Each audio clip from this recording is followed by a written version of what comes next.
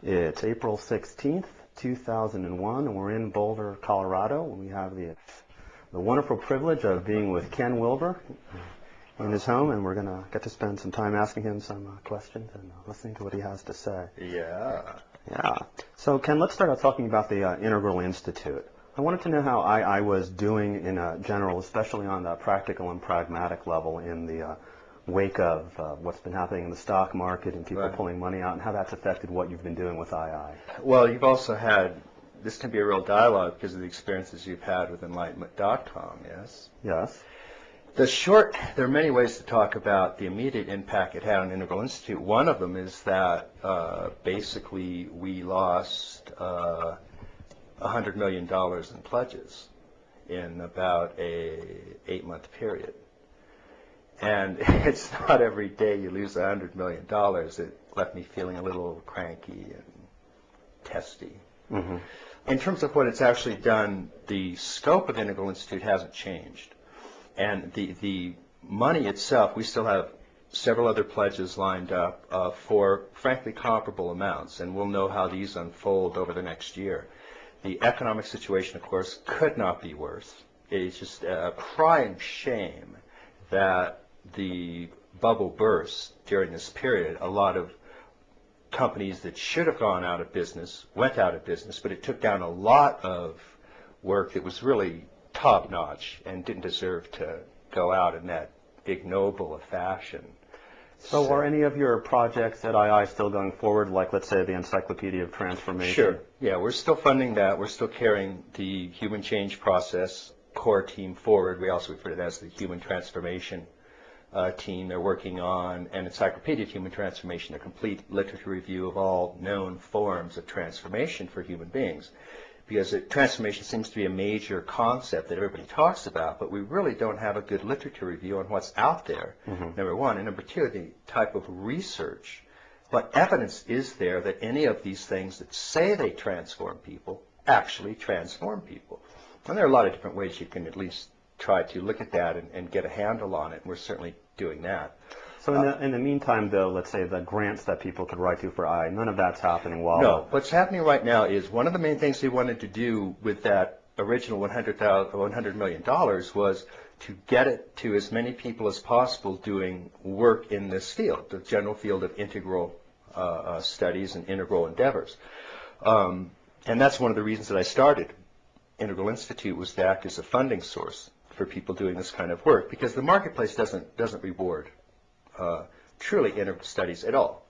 It rewards sort of new age approaches to it. It rewards sort of the experiential workshop approach, as it were. It rewards the green meme and the purple meme and everything in between, but it does not reward truly integral studies.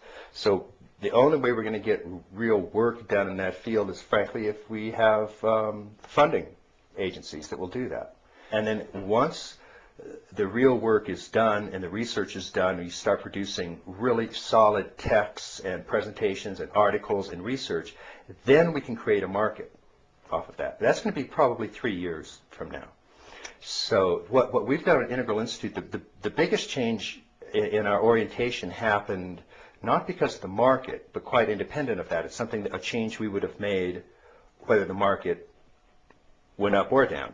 And that is, we went from being a kind of community of some 400 founding members to focusing more on producing what we call integral product, actual books, texts, academic material on in each of the 10 branches. So we're working on books in, for example, what is integral politics, what is integral business, integral medicine, integral law, because what we found is that because there were no really strong statements about an integral approach to any of these fields. Mm-hmm.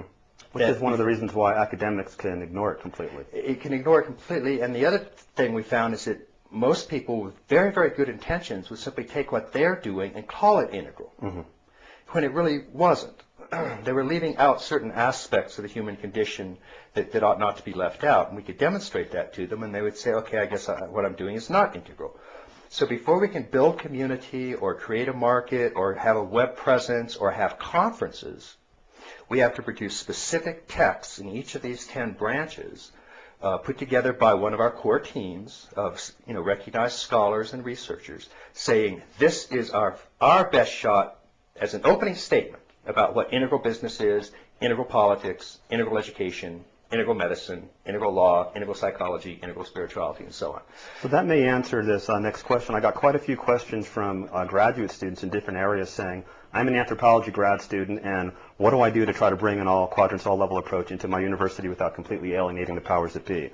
Or how can a psychology graduate student become more involved with integral studies and help booster the efforts in a green meme school? And it's sort of like they're dying out there for these kind of supporting materials. That's exactly what we found. And until we have a series of really well done, well documented textbooks, if you will, on here's integral anthropology, here's integral law and criminal justice, here's integral medicine.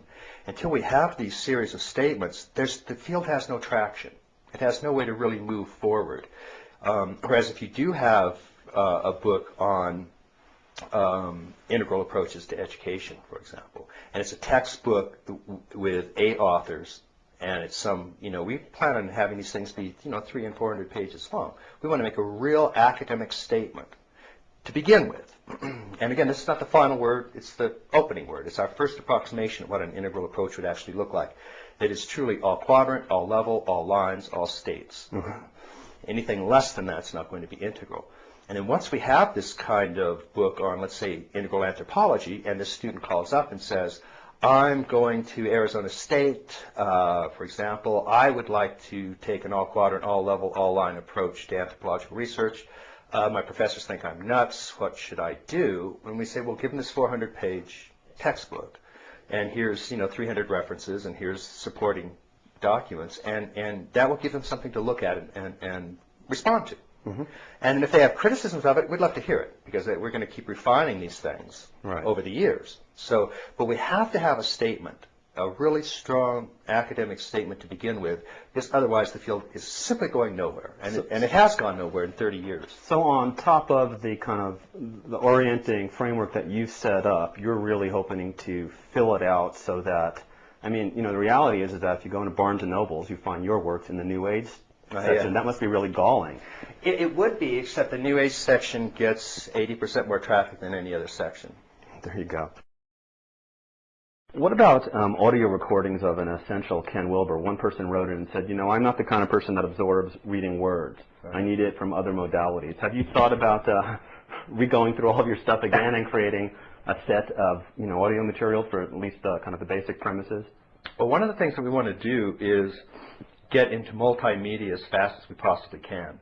And I can go back and give an example of the approach that Integral Institute is taking, and how that eventually will have a lot of different outlets other than textbooks, even though I'm saying we want to emphasize textbooks.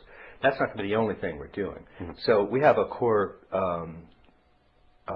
team in Integral Business branch, and it's 7 or 8 very, very good people, including Leo Burke, who was at Motorola University, and Fred Studier, who's consultant at Bain Associates, very, very large consulting firm in California. Tony Schwartz with Fast Company. Bob Richards, who's the CF of our business group. Fred Kaufman, who was Peter Senge's main collaborator when they founded the Organizational Learning Center at MIT School of Business. These are some very, very sharp people. And what they've done, basically, Michael Putz at Cisco, what they've done is what we're trying to get each of the core teams to do, which is they can start by using my broad framework of all quadrants, all levels, all lines. But then based on their decades of experience in the field, in this case of business, to actually sit down and fill in all the details with actual concrete data from the world of business.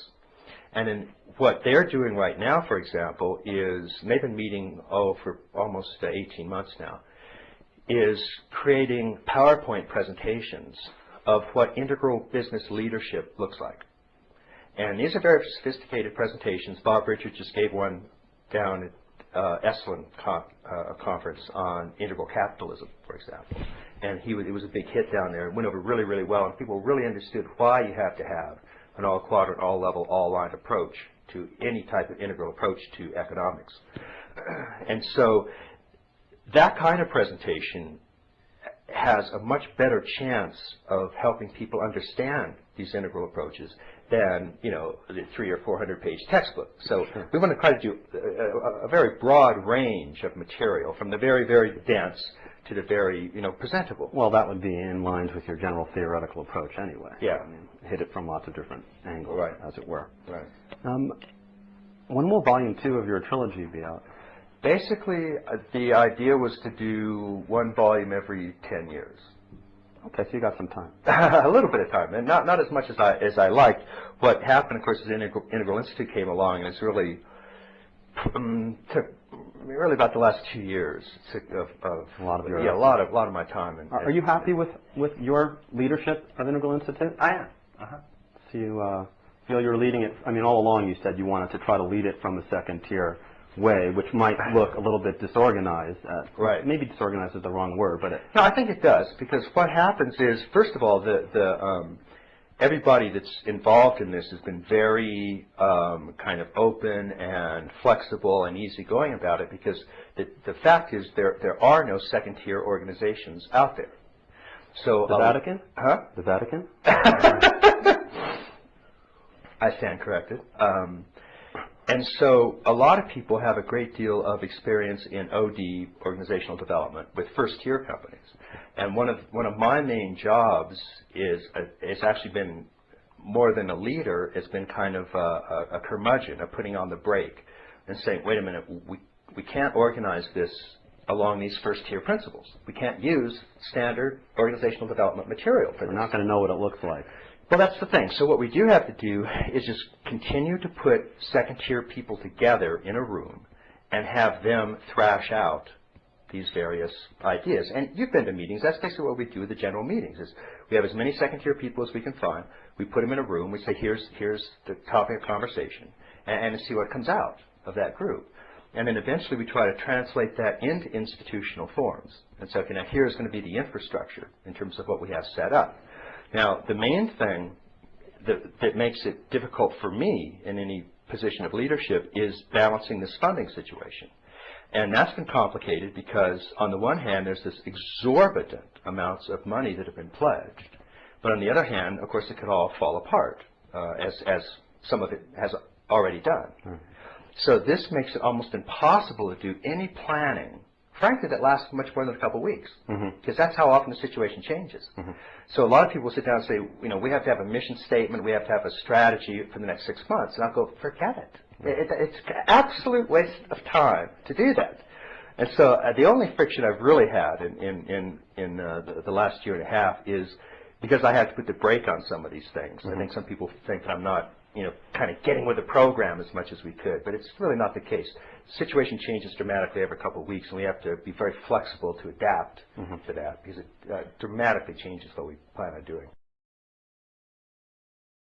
So for the next 3 years or so, we're putting all of our resources into these core teams to produce integral texts. And then once those are out, all these other things will start to flow around that. The thing about text is, though, I mean, your material, one of the criticisms is that everything is in 100 different places, including the footnotes. Right. I mean, it seems that some sort of hyperlinked way of learning that's different or new. I mean, you know, text is words following each other lines sequentially. There's got to be, it would seem that there would have to be a new mode of learning or apprehending these materials other than just trying to force it into the old boxes. We hope so. I would like to see really three-dimensional hyperlinked, four-dimensional hyperlinked presentations. And maybe the web eventually will be good for stuff like that, but we don't know how to do it yet. Absolutely. But we have to go back and have to start at square one. And the simple fact is 99% of the education that goes on in this country goes on universities that use textbooks. And until we can make a statement at that level, we're not able to play fastball in this game. And all of these consciousness studies and integral studies will remain exactly where they are now, which frankly are sort of sideshows that nobody really takes seriously. It's certainly not in any positions of power in terms of the educational system or the political system or the business system. The impact of transpersonal and consciousness studies and so on is absolutely minimal. It just hasn't had any effect outside of very small areas, basically. Now, I'm very fond of what transpersonal and consciousness studies and alternative approaches have been able to do in their own realm. But they have not been able to break out of that realm. And so we're not going to go back in and just repeat the same stuff for the last 30 years that hasn't worked, basically. So what we want to do is go back and say, okay, what do we have to do to get this into Harvard? What do we have to do to get this into MIT? What do we have to do to get this into Berkeley, and so on? That's why at Integral Institute we're working with a lot of people from the Harvard Graduate School of Education, such as Bob Keegan, Suzanne Cook-Reuter, Jeffrey Stewart, Kirk Fisher is connected. And we're trying to build bridges with these organizations and say, look, what type of material do you take seriously? And what do we have to do to make you take this material seriously? But I'm reminded of that Max Planck quote where he says that the old generation will never get it. You have to wait till that generation dies and a new generation grows up. Right. That's used to the new, I won't say the P word. That's right. But you think there's any way to really get into those guys that are in Harvard? To some degree, sure. And one of the reasons, if it's good enough, if it makes sense, if they're kind of presented with the obviousnly of the logical coherence and the fullness of it, some of them will go, hey, this is real. Yes, now it's generally true what you say, which is what Max Planck is generally credited with saying, which is that old paradigms die when the believers in old paradigms die. And I paraphrase that as the knowledge quest proceeds funeral by funeral. But the fact of the matter is, a lot of the old non-integral people are already dying off. Our generation will relate to this. Boomers will relate to it, even though most of the boomers are still green meme. They've been at the green meme for 30 years, and they're ready to exit into yellow and second tier and more integral approaches. And so if you go in, particularly with developmental studies, and you do what Suzanne Cook-Reuter has done, for example, with Jane Lovinger's work, which is to go in, use her sentence completion test, and point out that there are higher stages of self-development than Jane Lovinger spotted. And she can demonstrate this using research and evidence that can be repeated.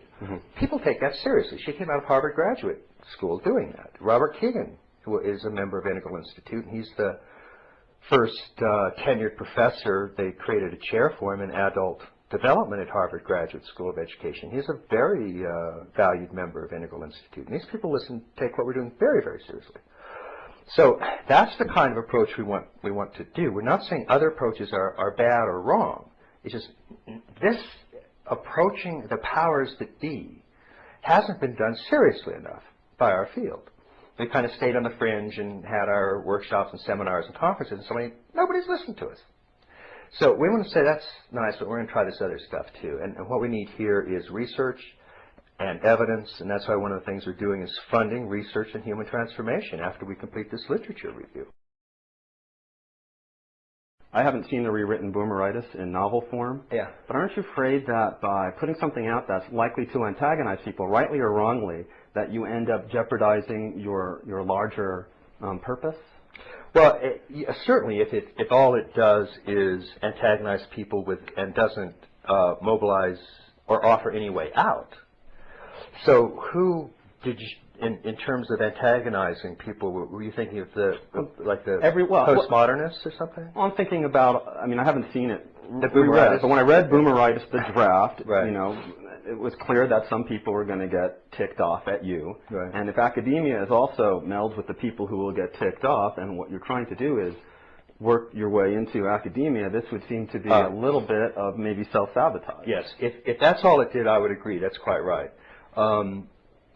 What the main target of criticism of Boomeritis is the extreme postmodernists. And this is a version of basically the green meme taken to extremes, what I call the mean green meme. It's the pathological version of healthy green. Healthy green has done an enormous number of positive things. It brought in civil rights, it brought in feminism, it brought in environmental reform. Every meme, every stage, every level has something very, very important to contribute. And green had all of these fantastic contributions for 30 years. Like every stage, level, or meme, it also has its downside. And the downside expresses itself in this extreme, deconstructive postmodernism. And for 30 years, that deconstructive postmodernism has dominated academia. It's absolutely been the dominant voice in all forms of academia, with the sole exception of hard physical sciences that didn't give a shit about postmodernists in one way or another. But the postmodernists claimed that science was completely patriarchal, oppressive, and so on. Boomeritis is but now in academia, people are sick and tired of extreme postmodernism. It's run its course. Everybody is sick of it. Nobody knows what to do. Boomeritis was timed to aim specifically and address that one issue, which is, here's a critique of extreme postmodernism that shows how it got started, shows the damage that it caused, and shows a way out. And it's meant specifically, I would not have written this book 20 years ago, because the green meme had not run its course. All I would have gotten was nothing but vilified for doing it. But there's so many people that see the truth of the general criticism that they agree with me. And I sent it out to 50 people, including, frankly, half the people that I was criticizing. Mm-hmm. And I expected to get an onslaught of angry stuff. Of the 50 people I sent it out to, 48 wrote back that they agreed with every single thing I said. And I was actually shocked, because I thought, oh, I must have done, they can't have read the book. I'll wait a minute. And the two people that disagreed with it were not the people that were attacked. They had trouble with it for some other reasons. People see it, they see the argument, they go, you know what, it's right. We've got to stop this. It's time to move on. And it gives them a way out. It's a very positive statement, unlike what postmodernism itself did, which is deconstruct everything and put nothing in its place. This deconstructs deconstruction by offering a positive, integral approach. You can actually go out and start applying this approach and produce real research, real effects that can change business, change education, change medicine, and so on. So it's a very positive book in that sense. And it'll be out in the fall? Yeah, about this time next year. Oh, great. This is the beginning of the second section of the interview, lasting through track 11. Here, the discussion turns to Ken Wilber's basic theory and methodology. We start with a discussion of the philosopher Albert North Whitehead, and how Ken's views on inner subjectivity are different than Whitehead's.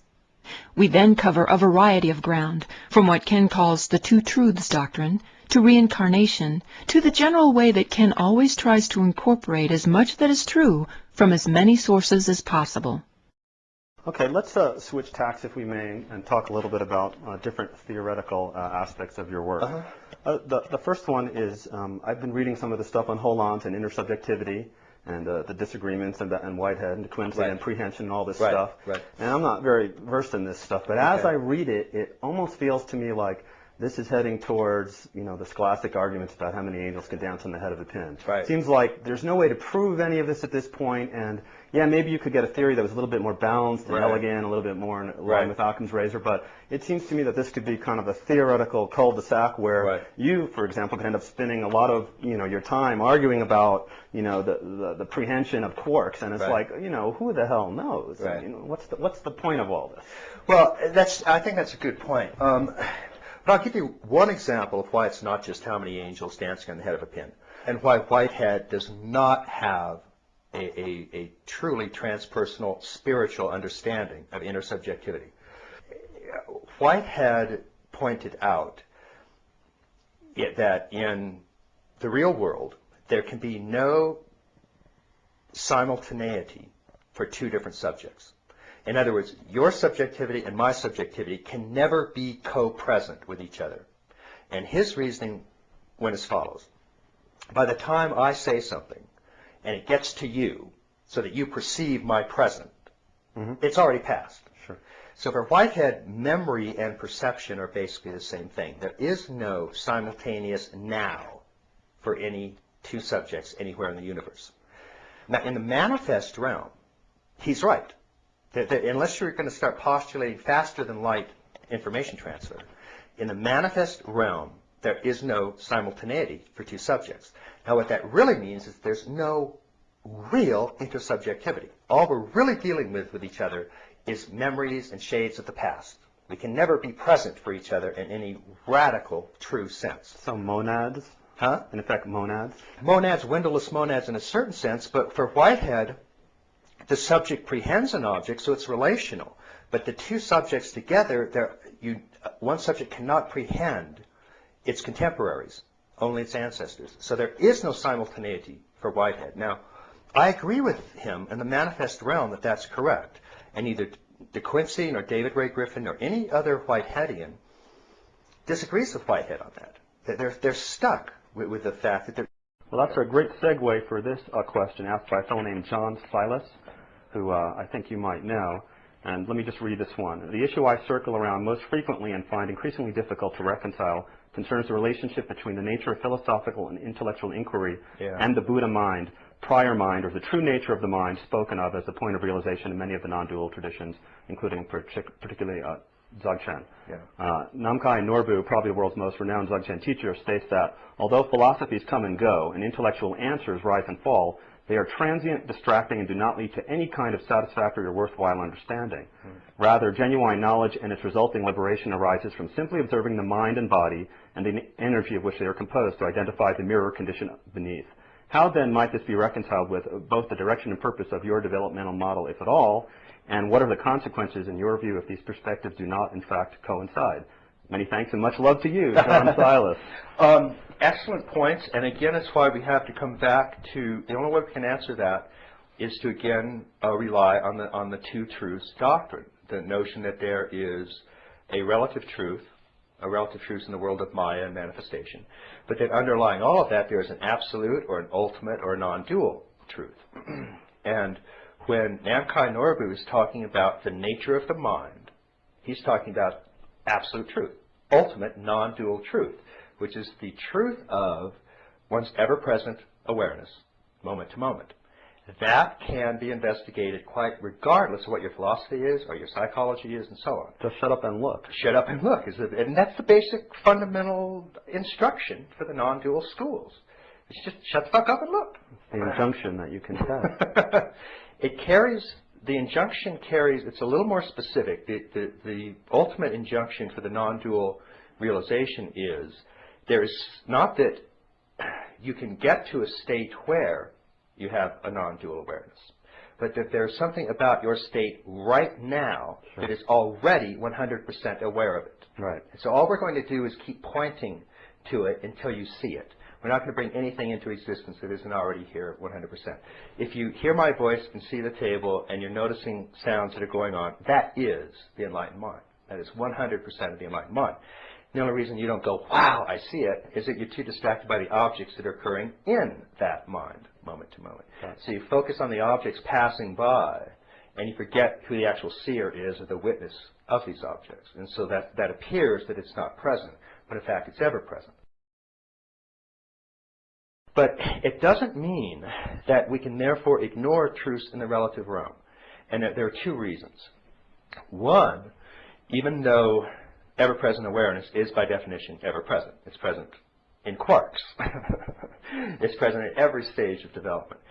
What we don't know is if at least a certain minimum degree of psychological development is required in order to be able to realize Satori, or the nature of the mind. So, for example, can a worm have this realization? We're not asking whether a worm has Buddha mind. All sentient beings have Buddha mind. We're asking, can it self-consciously realize? Can it have Satori? Most people say worms can't have Satoris. Carrots, no. Deer, probably not. When can you actually have this realization of one mind? And that's where psychological development plays an important part. Because, frankly, in my own opinion, that there are two things that we have to address. One is having Satori as a temporary, brief, altered state, and then versus having it as a permanent realization. And I believe the evidence to date suggests that a person can have an altered state, a transpersonal altered state, at almost any stage of development. Even infants have, waking, dreaming, and deep sleep states. So they have access to these gross, subtle, and causal states. But infants can't stabilize that realization. They cannot convert it into a permanent, constant witnessing or non-dual awareness. At what point can you start to convert it into permanent realization? I believe the evidence suggests a minimum requirement is second-tier psychological development to convert a passing state into a permanent trait of realization. That's an empirical question for us to find out. That's what we're going to actually try to get some evidence on, so we can help people move down this path, as best they possibly can. It's pretty clear that low levels of development cannot permanently realize Satori. So this is where all of a sudden we can't just dismiss the relative realm. We can't just dismiss psychological stages, because it appears that they're going to have an important role to play in how well we can realize this non-dual nature of the mind. So that's one part about it. The second part is that even if somebody has a very powerful and permanent realization of the non-dual, ever-present mind, they still have to manifest and express that through their conventional personality and their conventional philosophy. And the more balanced and integral and sort of full-bodied their philosophy, the more adequate they're going to be in conveying it and helping to make sense of the world. Because it doesn't really help a whole lot to have a great understanding of the nature of the mind if you can't convert that into educational policies or policies for business or politics or real world where real human beings live. So in addition to having an understanding of an awakening to absolute non-dual nature of the mind, you want to have an expression that is as integral and comprehensive as possible, because it's going to be more effective in the real world. So in the best of all possible worlds, we want to combine both the relative and the non-dual to give a sort of a more comprehensive approach to the topic. What are your views on reincarnation or other ways in which levels of consciousness development are transmitted from one life to another? Yeah. Are we all born at the same level and with the same capacity? Do we get to continue our work in more than one lifetime? Reincarnation is something that I think is one of the very difficult issues to deal with, in part because where I think many of us have had an experience, certainly at least of a temporary glimpse or an altered state. Many people have had transpersonal experiences, Satori, Kensho, Nirvikalpa Samadhi, Saha Samadhi, but have not had a direct experience of a past life. And so empirical sort of first-person knowledge becomes very, very tricky under these circumstances. A Zen master can demonstrate Satori, on a drop of a dime, but not his or her past lives. Dalai Lama says he can't remember his past lives, but I'm supposed to believe that Shirley MacLaine can. I have trouble with this. So that's just the beginning of the problem. The second is that there's always been a very, very esoteric understanding of reincarnation, which was put by Shankara when he said the Lord is the one and only transmigrant. In other words, there's only one self, the same one self we were talking about earlier, and that's what transmigrates. That's what's reborn in every holon, frankly. But I think that is true, but it does beg the question, which is, okay, but what about my relative soul on its way to enlightenment? Does that puppy transmigrate, and however you want to conceive it? And the traditions are pretty clear that it does. There are very few of them that disagree with that. And it becomes difficult, as I say, because the evidence for it becomes much, much shakier than the evidence for, let's say, Satori. You can go in and put somebody in Nirvikalpa Samadhi. You can hook them up to an EEG machine and get readouts in the brain that something is happening. But you can't put somebody in and say, hook up the EEG machine and say, that's right, you're experiencing yourself, building the pyramids 4,000 years ago. Or even if they are having that subjective experience, maybe they're very creative. Very, very tough. Imagine. You look at the guy that's done the most empirical research, Ian Stevenson, and I think the title of one of his books is a very appropriate title. He comes up with titles like 20 Cases Suggestive of Reincarnation. Because they're still just that. At most, they are suggestive. And it's very hard to prove, for example, some of the evidence is typically that something happened to me when I was 2 years old, and it was appeared to have something to do with a previous life, and only somebody could have known about that information.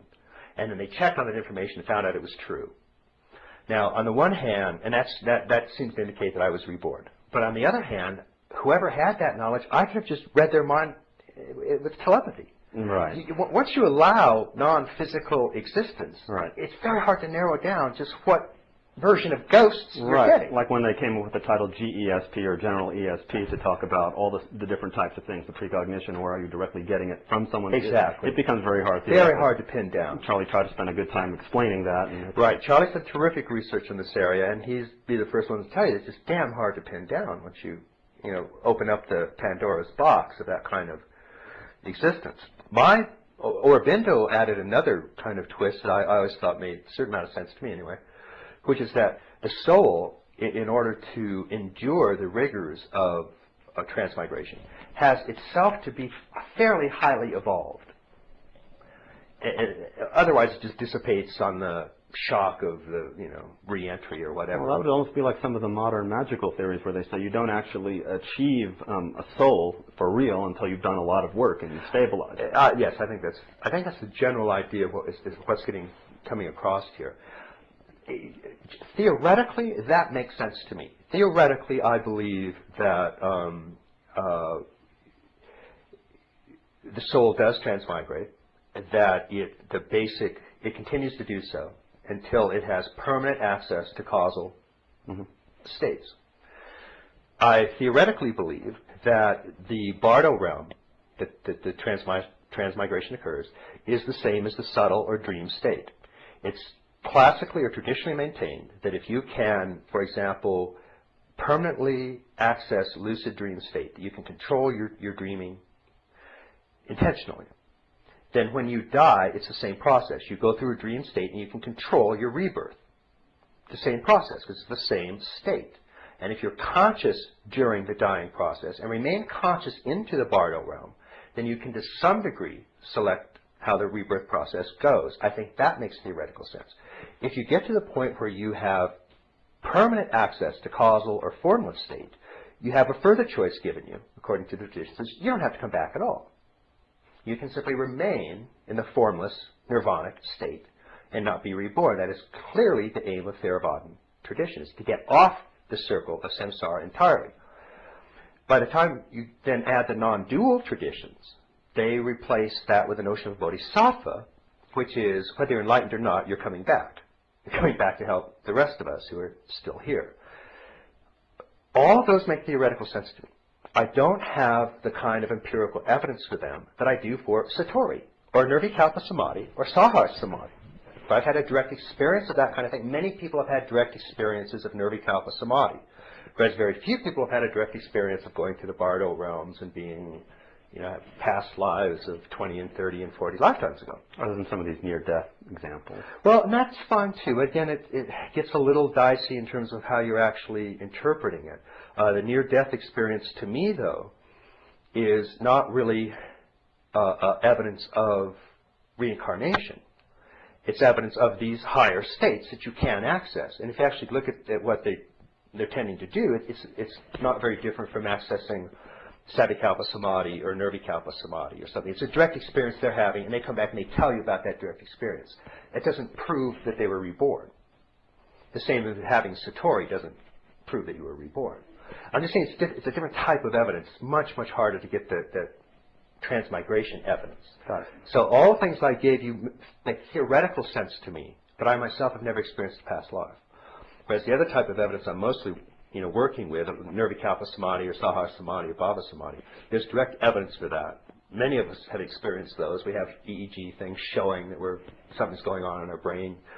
Probably just, You're right, quadrant kind of guy. So theoretically, I think it makes sense, but it's real hard to come by evidence for it. All right, let's move on here. Here's another good question that I would like to ask you. It's from a fellow named Mark Edwards. He asks, why have you only focused on the interior contemplative spiritual practices when many other spiritual traditions, the sacramental traditions, the collective traditions of social service, the behavioral traditions of devotion, hatha yoga, Sacramental family life, the artistic, spiritual traditions of calligraphy, music, etc., can be so beautifully and easily explained and presented within the collective and behavioral domains of your model. He thinks that the exoteric traditions should get more play with you. Yeah, I think he's exactly right, and he's himself doing writings that are addressing that lack. And I think from what I've seen, he's doing a very good job of it. One of the things that I tend to focus on are the hard theoretical issues that there aren't a lot of good. I tend to focus on some of the hard theoretical issues that need attention, let's say, the difficult issues. And once I come up with something that at least appears to be a solution, or as a first approximation, then I tend not to be as interested. I tend to move on to the other tough issue. Sure. So in this case, what he's talking about, precisely because all those things that Mark mentioned do fit my model. It's not a big deal. It's not a big deal, right? Because then people can come and they'll see the obviousness as this gentleman has, and then he's gone and he's done terrific work. That's what I hope people will do, is they'll come in and go, got it, got the outline, got the framework, right. And then they can go on and do this extraordinary, important work. Like Enlightenment.com wants to do with transformational techniques on the web. That's right. Okay, here's another one. The traditional goal of Eastern religion and esotericism is moksha, or freedom from rebirth in the form of samadhi nirvana. Are these types of goals relevant for modern humans? Can they be restated in forms that are consistent with the modern and dominant scientific worldview? Yeah, I think any time you have a state that offers liberation from life suffering, that it's relevant. And I don't think anybody would want to forego a capacity for great liberation, including somebody in the modern world. The difficulty, of course, is how then do you bring that into the everyday world in a way that has some sort of relevance. Mm-hmm. And I think that's where the general notion of the bodhisattva tends to make a great deal of sense, which is namely, you, after thoroughly realizing the formless state of nirvana, bring that realization to bear on every form that arises. And the impulse that accompanies that is something known as compassion. So the driving force becomes, I have been fortunate enough to find some sort of liberation, freedom, and fullness in my own being. How can I communicate that to others in a way that benefits them? And it's not very different than if somebody came along to you and gave you $1 billion. Now, most people's initial impulse is, I'm going to share that with some other people that need it. It's the same thing if you get a really profound awakening experience. It's not, I'm going to get away from the world. It's, somebody gave me $1 billion, I'm going to go out and share it. And that's generally what happens with people that have that kind of realization. They are moved in a very, very profound way to share the wealth. And that's what happens. So the pressing concern right now is something we've talked about a little bit earlier, which is, yes, once you've found the nature of the mind, once you've found nirvana, once you've found this formless, ever-present state, what do you do in the relative realm? And what you do is you try to go in with this as integral approach as possible and start to have an impact on educational system, the political system, the business system, and so on, so that those systems become conducive to states of realization and liberation. Obviously, it's a tall order, but there's no reason not to engage it. Yeah. So it might be the purpose of being here. Somebody might say that, yeah. Now we begin the third section of the interview, tracks 12 of this disc through track 3 of the second disc. The conversation turns to criticisms of and challenges to Ken's work. As Ken explains and defends his theory, he passionately urges all of us to wake up to the truths that constantly surround us. I'd like to get serious now, with your permission, and talk to you about a problem that I've had with respect to you for a long time. And that problem is why it is that more people don't acknowledge the grandeur and beauty and immensity and magnificence of your theoretical system. it's completely and absolutely obvious to me that you've done a better job of what you set out to do than anyone else ever has. Comparisons, I don't know about comparisons to Hegel and Kant, but certainly to William James seem to me to be totally appropriate at this point. Your marriage of science and mysticism, bringing together Western developmental psychology and Eastern spirituality, your ability to bring so many, many theorists into rough alignment through the orienting generalizations, and your fantastic organizational skills, it's all unsurpassed. So what I'd like to know is, given that, why is it that so many people, it's not that just people end up getting pissed off at you, it's that more people aren't willing to read and acknowledge, or, I'll point out your work to them, and I've been reading you since 1981, and go, this is totally amazing. He's blown my mind completely at least 3 separate times, starting at the first time when I read The Holographic Paradigm and was staring at a washing machine when I was in college, and I was watching it go back and forth and thinking of the glycerin and the whole thing. And so in order to kind of get at this, and I have a suspicion, what I'd like to do is go through some of the criticisms that have been made towards you. And obviously I'm doing it as a friend and not as That's okay. as an enemy. The first one that comes up is that, we talked about this before, the difficulty of your work. It's all over, it keeps changing, you seem to agree with everybody who comes along, and you find a way of integrating them in, and I think that's a bogus, objection. I mean, read the works, it's like read the fucking manual and computer stuff. Read it, see it, it keeps getting better and more comprehensive. It must irk you a little bit, though, that people sort of don't get it. Well, before I respond to that, let me get the first part out of the way and say there might be a couple of correct reasons that people are put off. A lot of what I'm saying could be wrong. And we have to acknowledge it. A lot of what I'm saying could be wrong. And people look at it and go, no, wrong, no, wrong, just wrong. So that I could be wrong, and that's why they're not responding to it. Second item, of course, is that some people, at least on 3 books out of 20 books, there were some footnotes that were polemical, and some people have objected to those. I think that's a red herring myself, but I think it has to be acknowledged that made it difficult for some people to get into the argument because they were put off by this aspect in 3 of these books. That said, then, I would go to reasons on my favor of why I believe some people have trouble with it. And obviously, these are self-serving reasons. I mean, I've given the others, reasons on the other side. Now I'll try to give some reasons in defense of myself. And the first that I've found is that if I just look at the people that respond to my work versus those that don't, there's a general pattern. The people that respond to my work are those that have read just about as much as I have. In other words, they know what's out there, and they're very familiar with a large number of the things that I'm bringing together.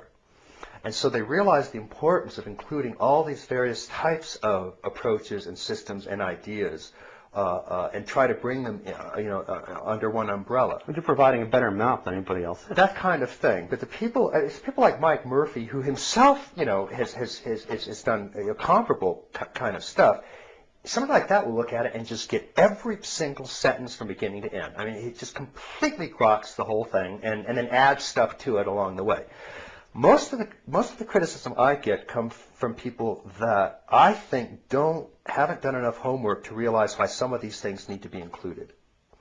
The amount of research, for example, on the developmental aspects of the psyche cross-culturally, enormous amount of research on that. Most of it tends to be just tossed out by people. And I have a general rule which gets into the second problem with why people have difficulty with my work, which is my general rule is everybody's right. And so I have a very different approach to bringing together different philosophies and different psychologies, which is that every single system ever offered has some degree of truth in it. As I sometimes put it, no mind can produce 100% error. Mm-hmm. Therefore, unfortunately, most of my contemporaries approach philosophy in this fashion. I've got a particular idea, and everybody else is wrong. Right, it's either or. Period. Yeah, basically that's the approach. I don't think. I think everybody is right. Even the materialists and the reductionists, they have very important things that need to be included. So I ask more a meta question, which is what system or pattern can honor the most number of truths from the most number of disciplines. So you never met a question you didn't like. Just like Will Rogers. And that's Absolutely the truth. So people find, behaviorism to Marxism to atomism. I mean, there's some parts of all of that I try to, in a very loose sense, based on orienting generalizations, say, let's just skip all the details right now. Generally speaking, these people are right about this general thing. Let's just make room for that. Let's just put that over here, and then the Buddhists, they're right. Let's put that over here, and then the physicists, okay, put them over here. And once you do that, you get this sort of composite map. And clearly nobody wants to confuse the map with the territory. But just as well, you don't want a fucked up, incomplete map. Which is the best map you can get. Right, which is what most people give you. So unfortunately, it therefore takes a lot of reading, a lot of homework to be able to relate to what I'm doing. People have to see the importance of honoring every known truth. If they don't have that impulse, they'll settle for a lesser partial truth because it's easier on them. It's not hard. They just say, well, I'm a Buddhist and everybody else is wrong, and that's the way it is. Or I don't know about everybody else, but I'm not going to get into it with them. And so I understand that impulse, but it's not the impulse behind my work. Mm-hmm. The third thing I would say in my self-serving defense is that the research pretty clearly indicates that you have to be at second tier before these problems will even exist for you. Blue and orange and green aren't interested in integral comprehensive maps. That doesn't make sense to them. But something very dramatic happens when people move into second tier, to yellow and turquoise. All of a sudden, big pictures are the only things that satisfy.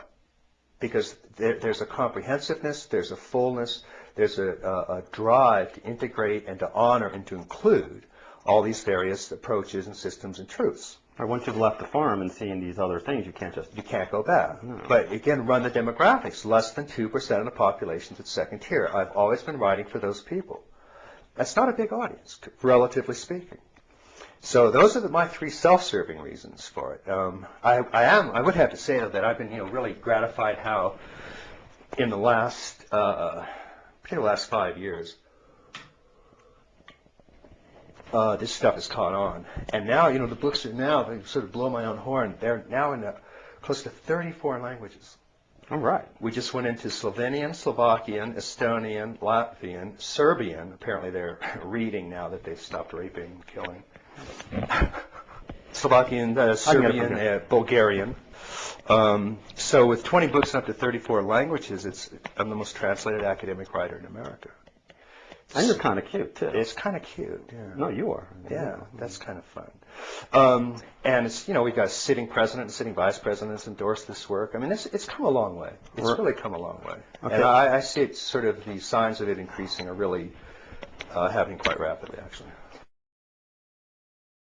Let me ask you let me get to sort of my critiques of you that I have lined up, and we'll just get rid of them. We talked about the difficulty of your work. We talked about, some people experience you as arrogant, but they're doing this whole projection thing mainly, and, they're saying, if you yourself admit you're not fully enlightened, how can you be writing about enlightenment and that sort of thing? But I think that's pretty much a red herring, so let's just go past that. One more thing about the polemical style is that I don't know if the 3 books and the footnotes you're counting the second to last page of One Taste, which I once asked you about. That's right. You don't like that. I changed that in the second edition. Yeah, I just thought it was, harsh to say all these. You did? Yeah. Oh, wow. Okay, well, never mind that. Okay, now I want to get to the ones that really interest me. But I'd like to point that, there was a... Well, what you were saying was, if you're running with the wolves or doing men's groups or doing whatever, if it's not true in deep dreamless sleep and every place else, then it's not real. Now, I thought that was harsh. Okay, let's... Now you've done it. So let's just pause. Let me reflect on that just briefly. Here's where we're going to get interested. Remember, I was doing just what we've been talking about earlier, though. I was trying to point out the difference between the two truths, the relative truth and the ultimate truth. And what I was saying, made very clear throughout that whole book, is that all of these things are fine in the relative realm, including integral transformative practice, weightlifting, running with wolves, any of these things. Going to the movies, as you talk about Going yourself. to the movies. These are all completely valid on the relative realm. But I wanted to end with a reminder of absolute, or the non-dual realm. And I used a quote from Ramana Maharshi to remind you that, because when I first heard it, it became a koan that for 6 months I was in ceaseless meditation on until it sort of popped open for me. And that is, if it's not present in deep dreamless sleep, it is not real. Now that is very It's shocking, because there's only one thing present in deep dreamless sleep, and that's formless consciousness, yes, the self, transcendental self. And until you can remain subtly conscious through the waking dream and deep sleep state and realize that ever-present self, then you don't have ultimate, quote, unquote, non-dual realization. So I wanted to end one case with that reminder that do all those other things, but don't forget the ultimate truth as well. Something is present with you through all changes of state, through waking, dream, and deep sleep state. And you must awaken to that realization of that ever-present witness that is right now aware of everything that's arising moment to moment. And until that happens, everything else is okay, but it's relative and it's passing, and it's not going to affect ultimate liberation. And that's what I was doing. And that's right, but what I think happens is that people look at what you've written and they kind of idolize you and they see that you're into deep meditation and non-dual awareness and they know they're not doing that and they end up feeling bad about themselves. Good. Even though you say everything is... No, that's exactly what's supposed to happen. Ramana Maharshi kicked me in the butt and he said, Wilber, if you don't have at least some understanding of this, you should feel bad about yourself. And I said, okay, sir, and I worked on it until I had at least a little glimmer of that understanding. You can't make people feel totally good about themselves and still spur them to try to have a realization. That would have been idiot compassion in your...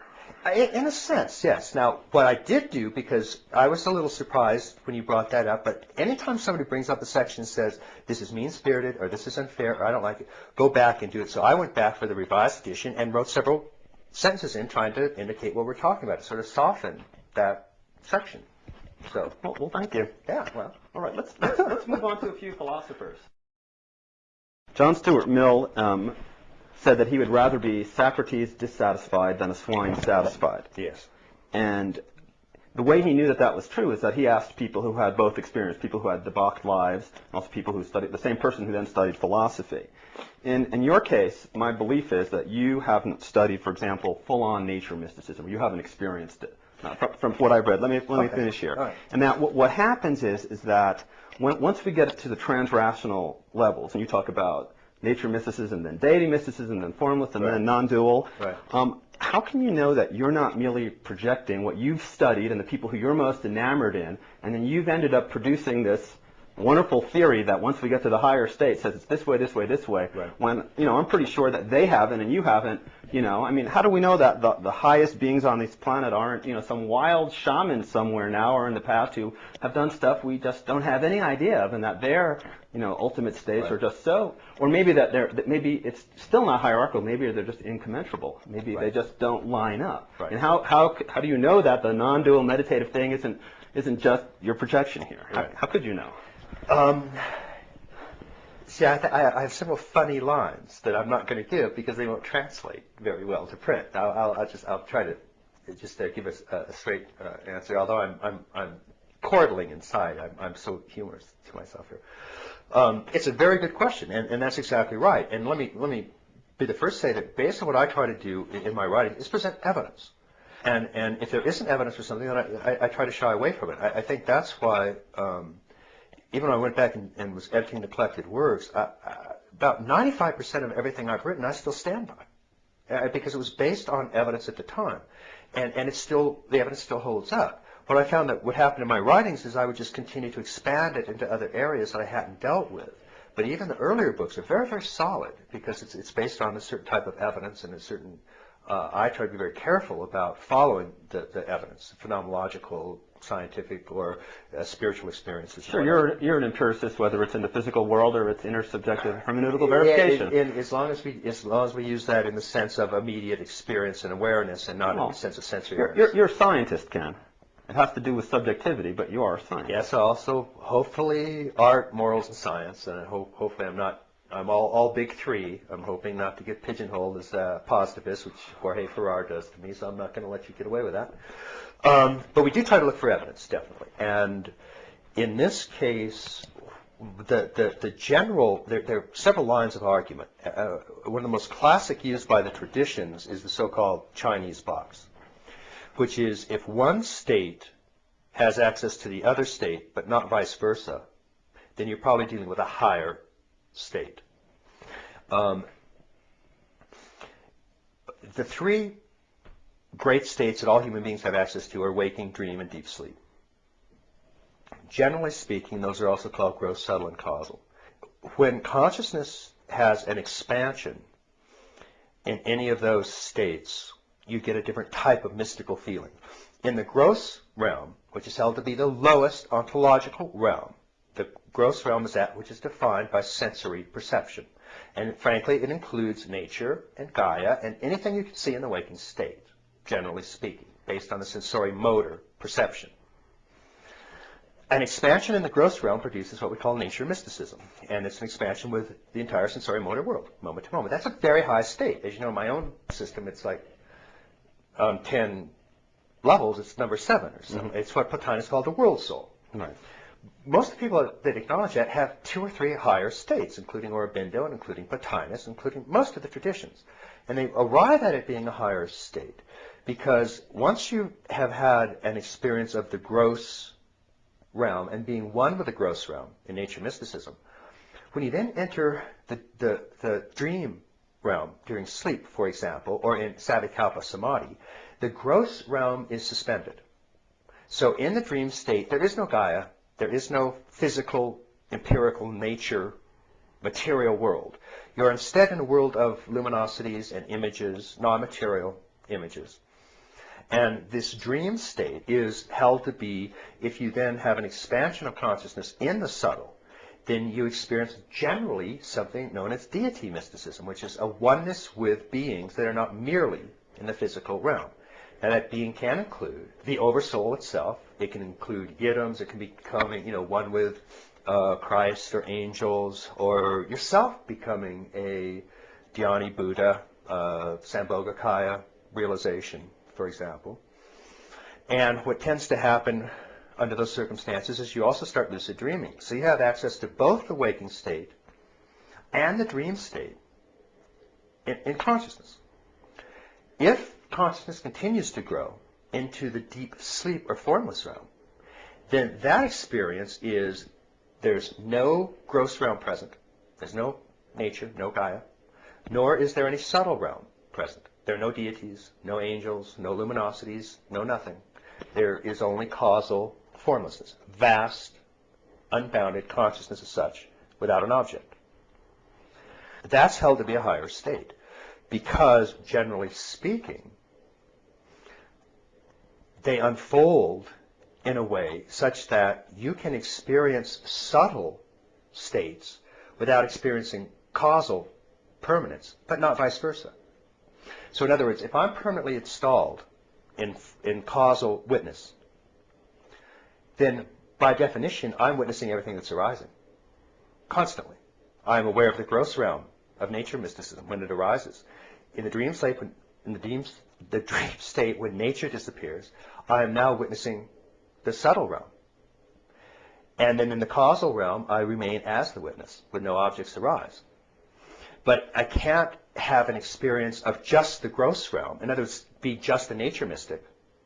I can have that experience without being able to experience these other states, but not vice versa. Therefore, these other states are higher because they transcend and include a lesser state. So that's one way you establish that causalness. You're saying it is pretty well empirically noted that it goes right. this way and not the other way. It's not only empirically noted; it's kind of it's almost logical too. I mean, you can just sort of deduce it.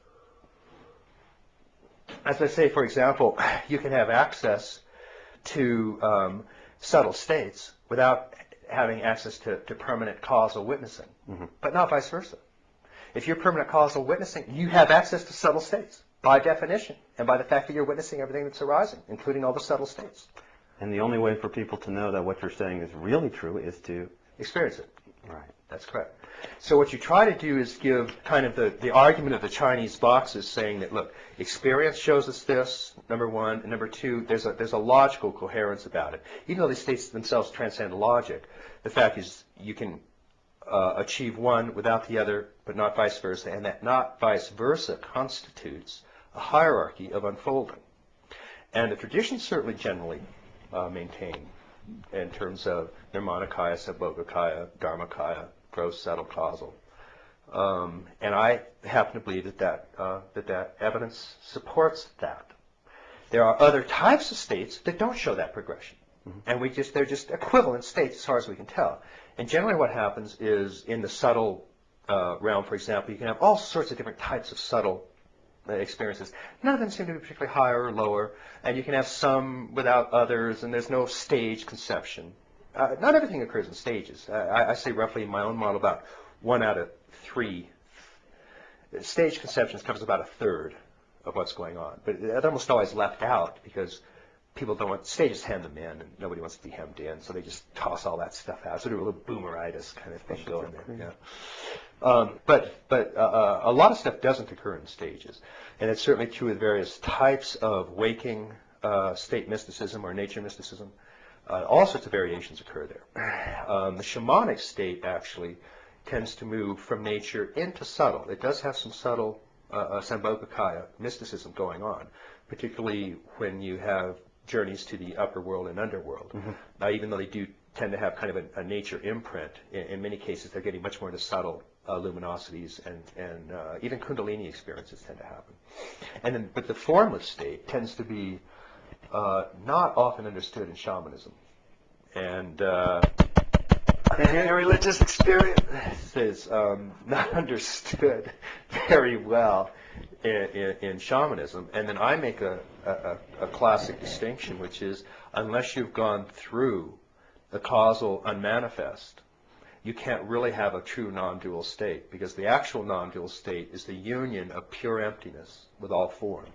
And if you haven't accessed the pure causal formlessness, then you can't have a genuine non-duality where that formlessness is then one with all form that's arising moment to moment. A lot of people take nature mysticism and call that non-dual, and it's not, because it leaves out subtle causal and therefore non-dual states. Got it. So, thank you. All right, next philosopher, Friedrich Nietzsche. You're familiar with the concept of the Ouroboros, the snake turning around and swallowing its own tail. My question is, suppose that the leap from rational to trans-rational consciousness is one that can only be made in a complete letting go, so that when it's time to evolve into trans-rational consciousness, you have to, in order to really let go of yourself, you have to really let go of everything, and you have to be willing to experience chaos. You have to be willing to experience, you have to be willing to go through the dark night of the soul, through almost kind of a Dionysian energy. Your system seems to promise almost sort of an orderly, evolutionary transition that will be just, plain and simple, but the reality is that, I think, that's not how it happens for most people. Right. Unless you're in a contemplative or spiritual tradition. A lot of people go through really wild stuff before they get established at a higher stage. I think all the time, actually. Does the question make sense? Sure. Yeah, but so that you're saying it's this nice, simple, logical progression, and actually to get from rational to trans-rational, you have to be completely willing to let go of rational. Oh, of course. Which is very scary to do, and the rational mind doesn't want to do that. No. Look, you're entirely correct. What I do, and I've often called it, I'm giving when I lay out the stages of development, I'm giving what I explicitly called in SES a rational reconstruction of the trans-rational. Now, that's a very specific thing. It does not say that this rational reconstruction will get you to the trans-rational. It's not instead of it. It does not try to replace it. It just says, look, we can say a few things about these higher states. We're not completely mute on the topic. After all, the mystics have been talking about them for millennia. But it's entirely different to say, look, there's gross and there's subtle and there's causal states. It doesn't mean that people progress through them in that simple 1, 2, 3 fashion. And in fact, what actually happens is that it's turbulent and it's extremely chaotic. And in terms of letting go of everything, absolutely letting go of everything. But it's not, on the one hand, it's very hard. On the other hand, it's not hard at all, because everybody does it once every 24 hours. They pass from the dream state into deep dreamless sleep. And they completely let go of everything. There is no rationality. There is no suffering. There is no pain. There is no self. There's no non-self. Everybody is plunged in that formless realm every night for hours on end. And they're plunged into that real self on that basis. So everybody knows how to die. You do it every night. You let go of your ego, you let go of your body, you completely let go of it every single night, many Right, nights. and you don't get freaked out that you're going to sleep. No. So what happens, though, if you became conscious of that process, then there's a little freaky out part that goes along with it. And that's what the traditions are for generally, and that's what a good master is there, kind of hold your hand, because frankly, if you do it in consciousness, it's totally freaky and totally chaotic and scary as hell. But the simple fact that I've kind of laid out some of these broad milestones doesn't mean that that actually is how it actually occurs when you go through them. The same if we have a map that says here's Boulder and there's Denver. You know, it's, but, you know, and then... Yeah, I had that last night. You can't get to 93 from 270. So some of these things are laid out in a simple way, but that's not the way the path goes, and it's always very, very difficult. Particularly the non-dual and higher ones are difficult because they're so simple. That they're much, much simpler than most people can grasp. And therefore it takes a very, very, very long time to see what is literally 100% in front of your eyes right now. And it's so fucking obvious that it takes most people about 2 decades to see it and believe it. And that's what Dzogchen has mostly, probably the most effective. I think his snoring probably is not going to help the digital equipment. Either stop snoring or you're going to go out, buddy. Let's see what happens. That's all right. See. Anyway, it's not just that people die each night completely as they pass into formless. It's that formless state is their ever-present awareness moment to moment. There's something in you right now that without any effort whatsoever is noticing everything that's arising. You notice the birds, you hear my voice, everything is noticed. There's something in you that is conscious of everything moment to moment. And it's the same. It's the same. And you. It's the same in me. It's the consciousness is the singular, which the plural is unknown. Whether in the dog or not is unclear. We assume so. We assume it's right down into little quarks. But what happens is that people have something else that's called attention. It's a contraction in the field of that ever-present noticing. And that attention is your identity. So instead of resting in that noticing space that notices everything that's arising, and that is your original face, the face you had before your parents were born, instead of resting in that condition, we contract into attention, and then we follow on objects that pass by this noticing. And so our life is a string of putting together objects in a way that we can wring as much pleasure as we can from each one as we kind of hook them together. So, whereas the only bliss comes from the witness itself, not from any of the objects that we sort of grab at. So each night people get kind of refreshed by letting go of objects and resting in this infinite self. But that self remains as the ever-present noticing on their day-to-day basis. And what meditation is, basically, for these non-dual traditions, is a way of stilling these objects until you notice the fact that you're always noticing. Till you simply start to rest in that ever-present witness, which itself cannot be seen or heard or tasted. Right. This is vast seer. And becoming comfortable by letting go of objects moment to moment. And that's the freaky part, because that's the dying part, and that's where it gets very, very wacky for several years, usually, until it's done. And then it's just completely, rather pathetically obvious. But that's not a... Once you get it. Yeah. But only you can get it. Only each individual can get it. Yeah. Which brings us to Hermann Hesse. That's what I thought. I knew you'd think that. In the glass bead game, otherwise known as Magister Ludi, 1946, Nobel Prize for Literature, he wrote, this is the music master. I'm sorry? Oh, no, nothing. This is the music master speaking. I don't know if you've read the book. A long time ago. I hadn't, and I've started because people told me that it relates to enlightenment.com. He wrote that, to be candid, I myself, for example, have never in my life said a word to my pupils about the meaning of music. If there is one, it does not need my explanations. On the other hand, I have always made a great point of having my pupils count their eighths and sixteenths nicely. Whatever you become, teacher, scholar, or musician, have respect for the meaning, but do not imagine that it can be taught. The task of the teacher and scholar is to study means, cultivate tradition, and preserve the purity of methods, not to deal in incommunicable experiences which are reserved to the elect, who often enough pay a high price for this privilege. So the phrase that struck me was the notion of not imagining that the meaning can be taught. And the real reason I think people get pissed off at you is that your work does not carry an inherent moral injunction in it. It does not tell them how to live their life. It goes back to you saying very carefully that you are not a guru, you are a pandit. You are a scholar and you are a teacher now, but not a teacher as a guru. And so people are reading your work, and they don't feel as excited and compelled as they think they should feel if somebody's really figured out as much as you figured out. I mean, there doesn't seem to be a moral injunction other than evolve or maybe practice an all quadrants, all level approach. But they don't feel inspired. They don't see kind of an archetypal world vision the way I imagine people think they would have felt reading Hegel. Yeah. And they're, and that's because you can't teach them the meaning. The real meaning of spirituality isn't something you would ever claim you knew and would teach them, because you're not that kind of a guy. That's not what you do, and you've never made the claim that that's what you're doing. Right. But yet, because you have put out a better, more comprehensive system than anybody else has, they think that the better your system becomes, the more they expect to find it in there, whether or not you've ever tried to set it out. And I think it drives them kind of crazy.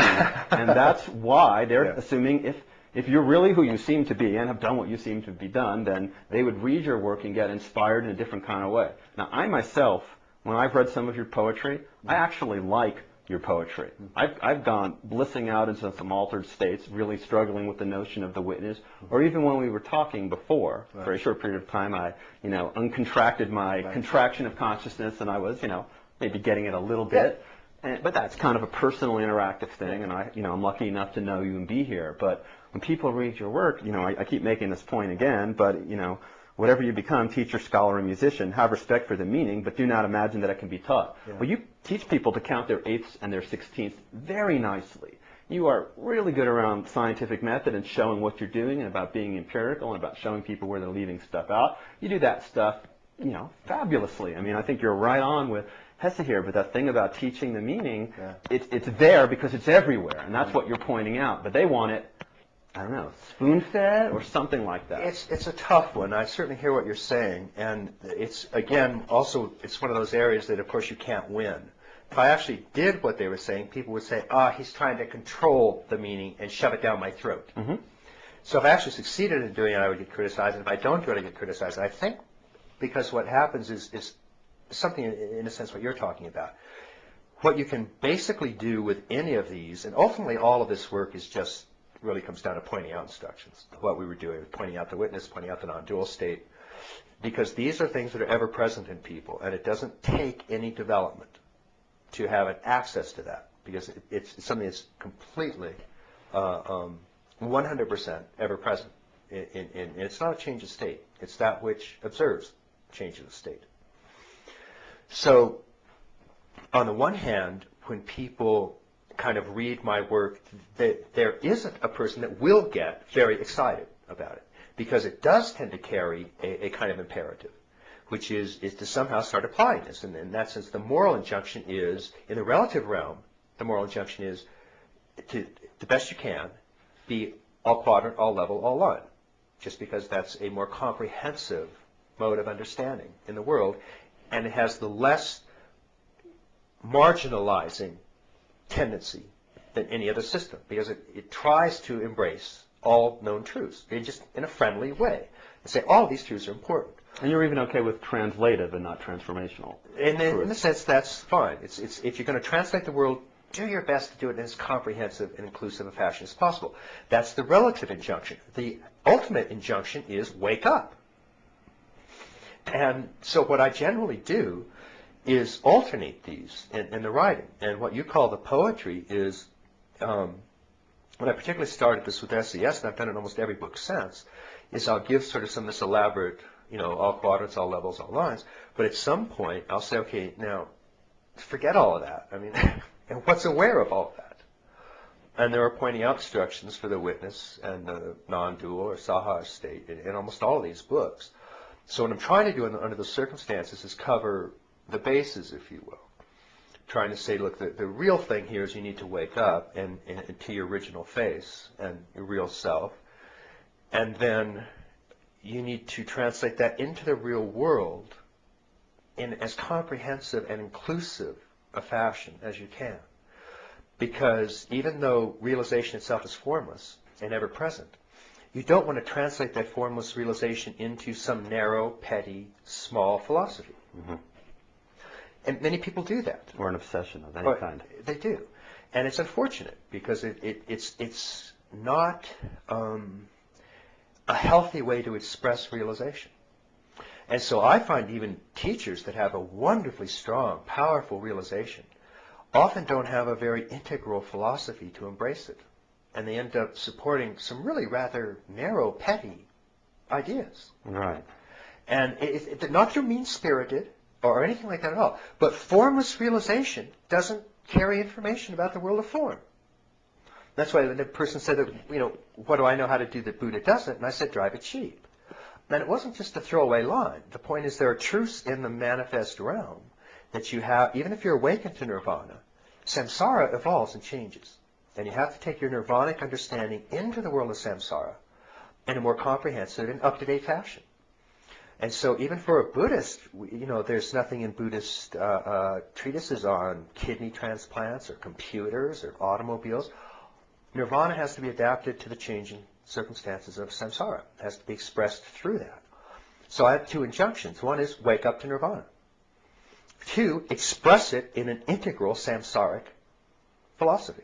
Because otherwise you're going to dent your realization. You're going to squish it. You're going to not honor it. You're going to narrow it down into some very small, often petty philosophy that doesn't take account of the riches of the manifest realm. So it's hard to get a crusade going under these circumstances because it is kind of, it's a very broad stroke. So that's why I tend to try to alternate as well. And a lot of the poetic sections are where people get, most fired up in terms of their own realization. Mm-hmm. But the other stuff is just hard work. The all quadrants, all levels, it's just flat out hard work. The other piece of this is that you better than anyone perhaps have championed the inner realms, your left side, subjectivity, the interior dimensions. Although you've fought like hell to bring it back to legitimate discourse, the very act of producing a logical system of the magnitude and beauty of your system, for some people, ends up kind of taking the mystical, interior, sparkly, magical, chaotic, divine nature right out of it. Somehow for them, your logic sucks the mystery and beauty right out of reality. It's almost as if the Apollonian cancels out the Dionysian, and I don't think there's a way you can win on that. And it's not your fault. No, I understand. No, but it puts them off. Because they go, hey, he's not got like this radiant, luminous, it's all there, obviously you do, but they don't read it and get excited the way they do, authors whose names we won't mention who write stuff that is, not even close. Well, what would probably change a little bit on that? Well, first of all, if that's all that I did, or if I actually thought that these rational reconstruction of the transrational was a be-all and end-all in itself, then these people would be completely right. Logic does suck the life out of any of the transrational realms. And so, obviously, you don't want to do that. But at the same time, you don't want to just ignore, oppress, marginalize rationality and logical analysis. That's also an important part of manifestation. So what you want to do basically is have an integral approach that includes all of those aspects. And if you take, one of the things that we're going to do, for example, I think people are going through it now, if you just take the poetic pointing out instructions from my books and you just put those all together in one volume, then there's no quadrants, there's no levels, there's no lines, there's no development, there's none of that. Mm-hmm. They're just pointing to this ever-present awareness that you are and that you have been eternally, and then how you can actually awaken that, realize that, and have that manifest throughout your life. And if you just read those sections, then it's entirely different. Then it's nothing but Dionysian sort of ecstasy, basically. There's no logic, there's no stages or realms or any of that kind of stuff. It's just like reading Grace and Grit. It's a totally different part of who you are. Yeah, exactly. But part of what you want to do at some point is, if you're trying to make room in the conventional realm for any sort of dharma or any form of transrational awareness, and since rational professors, so to speak, take all of that as being completely hallucinatory nonsense, then somebody has to go in and sort of have it out with these guys on the rational level and say, look, there's abundant reason to acknowledge these higher transrational states. But of course I have to be rational to do that part of the argument, and that's what I do. And I say, okay, fine, we'll do Derrida, we'll do Foucault, and we'll do Heidegger, and then we'll do Russell, and whatever game you want to play. And when you've done all of that, you'll see that it doesn't exhaust reality. Something else is going on here. There are transrational states and stages of which we have an extraordinary amount of evidence. And by cutting yourself off from that, you are cutting yourself off from your real nature. Now, somebody has to do it. It's an ugly job.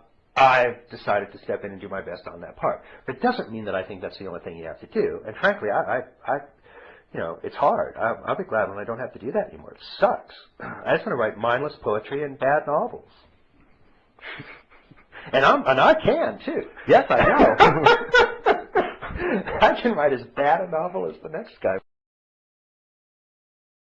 Please enjoy this final section of the interview and future offerings from Enlightenment.com. I'd like to leave you with one last introductory comment. Here, Ken discusses the personal side of what it's like to be Ken Wilber. He also shares his views on such subjects as the Internet, parapsychology, and even the use of psychedelics. Most importantly, Ken always reminds us of the need to find a personal practice and stick with it.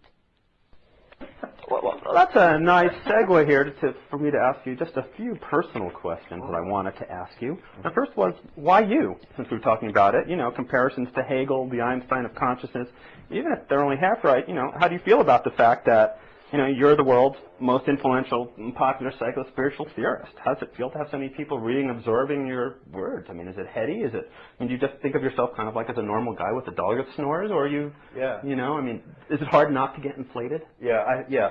It's one of those things. I tend to think about it. It's like people that have kind of an overnight success. I mean, it's one thing if you're like a rock band, and you're together for a week, and then you have a hit single, and then the next day you're on the cover of Time magazine or something. And that must be very unbalancing. Mm-hmm. But most of the bands, like the Beatles or something, they were out there, people for like 10 years, day in and day out. And so I, wrote my first book when I was 23. And I went through a period of, I think, kind of inflation and unbalance because you hear so many projections are put on you that you both demonic, I'm much more demonic, that some people would think that I am. And also, very positive projections put on you. And what tends to happen is that some way, sooner or later, you really have to address that. And I don't think I was particularly fast learn in that regard. But I had such a long time. I've had 30 years, basically. And so even somebody that's kind of slow like me on that area, I'm pretty okay with it after. Or it wasn't like all of a sudden you had $50 million overnight. And Exactly. And you went through I some. just all of a sudden woke up one day and people started saying this out of the blue. And you went through some heavy shit with Treya. And some heavy stuff with Treya, which was very, very, it's radically 100% humbling. Because you just, death is the great leveler. I mean, you lose face, you lose everything, and you can't control it, and it will win. And you will, find out a way to let go and relate to that in a very direct, simple way, or you just get absolutely crushed by it. And I wrote, semi-insane in 1985, what I call Hell Year, and I wrote about it very, I think, honestly, in Grace and Grit. The whole chapter in Tahoe. I mean, it's horrifying. That's the first book I give to someone. I want to give them to you. Yeah. Because they want to know you're real and you're human. So mostly I don't. If you had some way that you could tape record my inner dialogue, right? None of those words that you use would ever find me saying to myself. You would never find, he's the Hegel of this, or he's the great this, or he's the world's most influential. You would find none of that in my interior dialogue. It's not crossed my. You're just trying to do a good job at what you do. And my dog snores. And your dog does snore. Yeah. We have proof. Right. So, and how about the fame? What it does do, the one thing I would say is the sort of, if there's a particular type of burden with it, the type of burden that I've always felt, and that I think is extremely important to feel, is a responsibility to present the truth as best you can. Mm-hmm. And that means based on as much evidence from as many different sources as you possibly can. And it's something that you want to be able to go back and read 10 or 15 or 20 years later and say, I still think that's pretty true. And I feel that because a lot of people look to my work for ways it's going to really, they're going to incorporate it in their lives. Absolutely. And I want to make sure that I'm not going to disappoint them by leading them down a road for which there is simply no reason, no rhyme, or no evidence. Mm-hmm. So I think that is a kind of, if I feel sort of any, quote, burden, it's that. But I think it's a burden that everybody in this field should feel. I think it's sort of your, in the best sense of the word, a kind of internal conscience as a compass that makes you be responsible for what you write. So that part is, I feel that, and I think I should. It's very important. So in a way, you are moving from pundit to teacher, guru, just a little bit, because you know... A pandit's a teacher. Okay. Great pandits were... Nagarjuna was a pandit. Plotinus was a pandit. It's just, it's a little bit different in terms of what you're communicating and how you communicate it. You know that people ride on your words. I mean, they eagerly, read the latest Ken interview and then go, aha, and it changes them. I mean, right. it's a burden. It's an office. And you're Ken Wilber. I know that seems weird for me to say to you, but hey, you're actually Ken Wilber. The same thing. Yeah. I know that you used to have problems with things like stalking. We can take this off the tape if you don't want me to talk about it. It's okay. I still have it. Does that still go on? It's a real problem. Women wanting to have your babies from men and women, different types, and and both positive and negative. The women are almost always positive. The men are sort of half and half. Half of the men that stalk me are very angry, and half are, I think I'm God, and we're having secret communications with each other. And usually what happens, and so they'll simply come from around the world, across the country, and just show up on the front porch, and they think that I'll know when they're here, and I can just instantly feel them when they're around. Because yeah. I got a question from somebody who I won't say I was, and he wanted me to communicate it to you, and he was talking about how we're all elder brothers, and this was the opportunity for him finally, and I'm thinking... Be careful. Exactly. And the standard joke I make about it, there's the men basically, one way or another, do drive-by shootings. Right. It's a one-time thing. If they're mad at me, they leave the bomb threat, right, and then they get tired and they go away. Or if they think that there's some great communication, they'll try to get it across, and if I don't respond, they'll go away. And the reason is that men can't commit. Women, on the other hand, the little relationship lovers, stalk me for decades. And they're just always there. Most of them are very, very pleasant people, and we kind of have a standing. Some of them become very fun. You can't have any contact with any of them. But one of ours, I don't want to give too much information. One leaves about 3 20-minute messages a day on an answering machine, and has been doing so for 17 years. No. Never met any of these people. You can't have any response. But most of them are very sweet. It's very touching. But unfortunately, a lot of them is sort of like the David Letterman incident, and we have to call the police, and they have to come and get them, and they have to, it's very, very unfortunate. It's very, very difficult. And what I really don't want to have to do is put up a fence around the house, but I really think I'm going to have to. It's just getting much worse. Yeah, that'd be too bad. So Ken, what do you love most about what you do? People wanted to know that. They wanted to know what makes Ken Wilber happy on a day-to-day basis. Well, a couple things. One is there is an analogy I kind of use is like a guitar. And there's the strings on the guitar, and then there's the box behind it that gives resonance to it. And whenever you awaken your own soul or spirit, that's like strumming the strings. That's the actual where the sound comes from. But there's a great, and that's where that's the ultimate sort of bliss and reward and awareness and understanding and truth and goodness comes when you strike those strings. But there's another kind of satisfaction comes from having the box on the guitar resonate and give depth and expression to the sound from the strings. And what my writing does for me is, after I strike these higher chords through my own spiritual practice, my writing is the box behind it that can give it a resonance. it can flesh it out.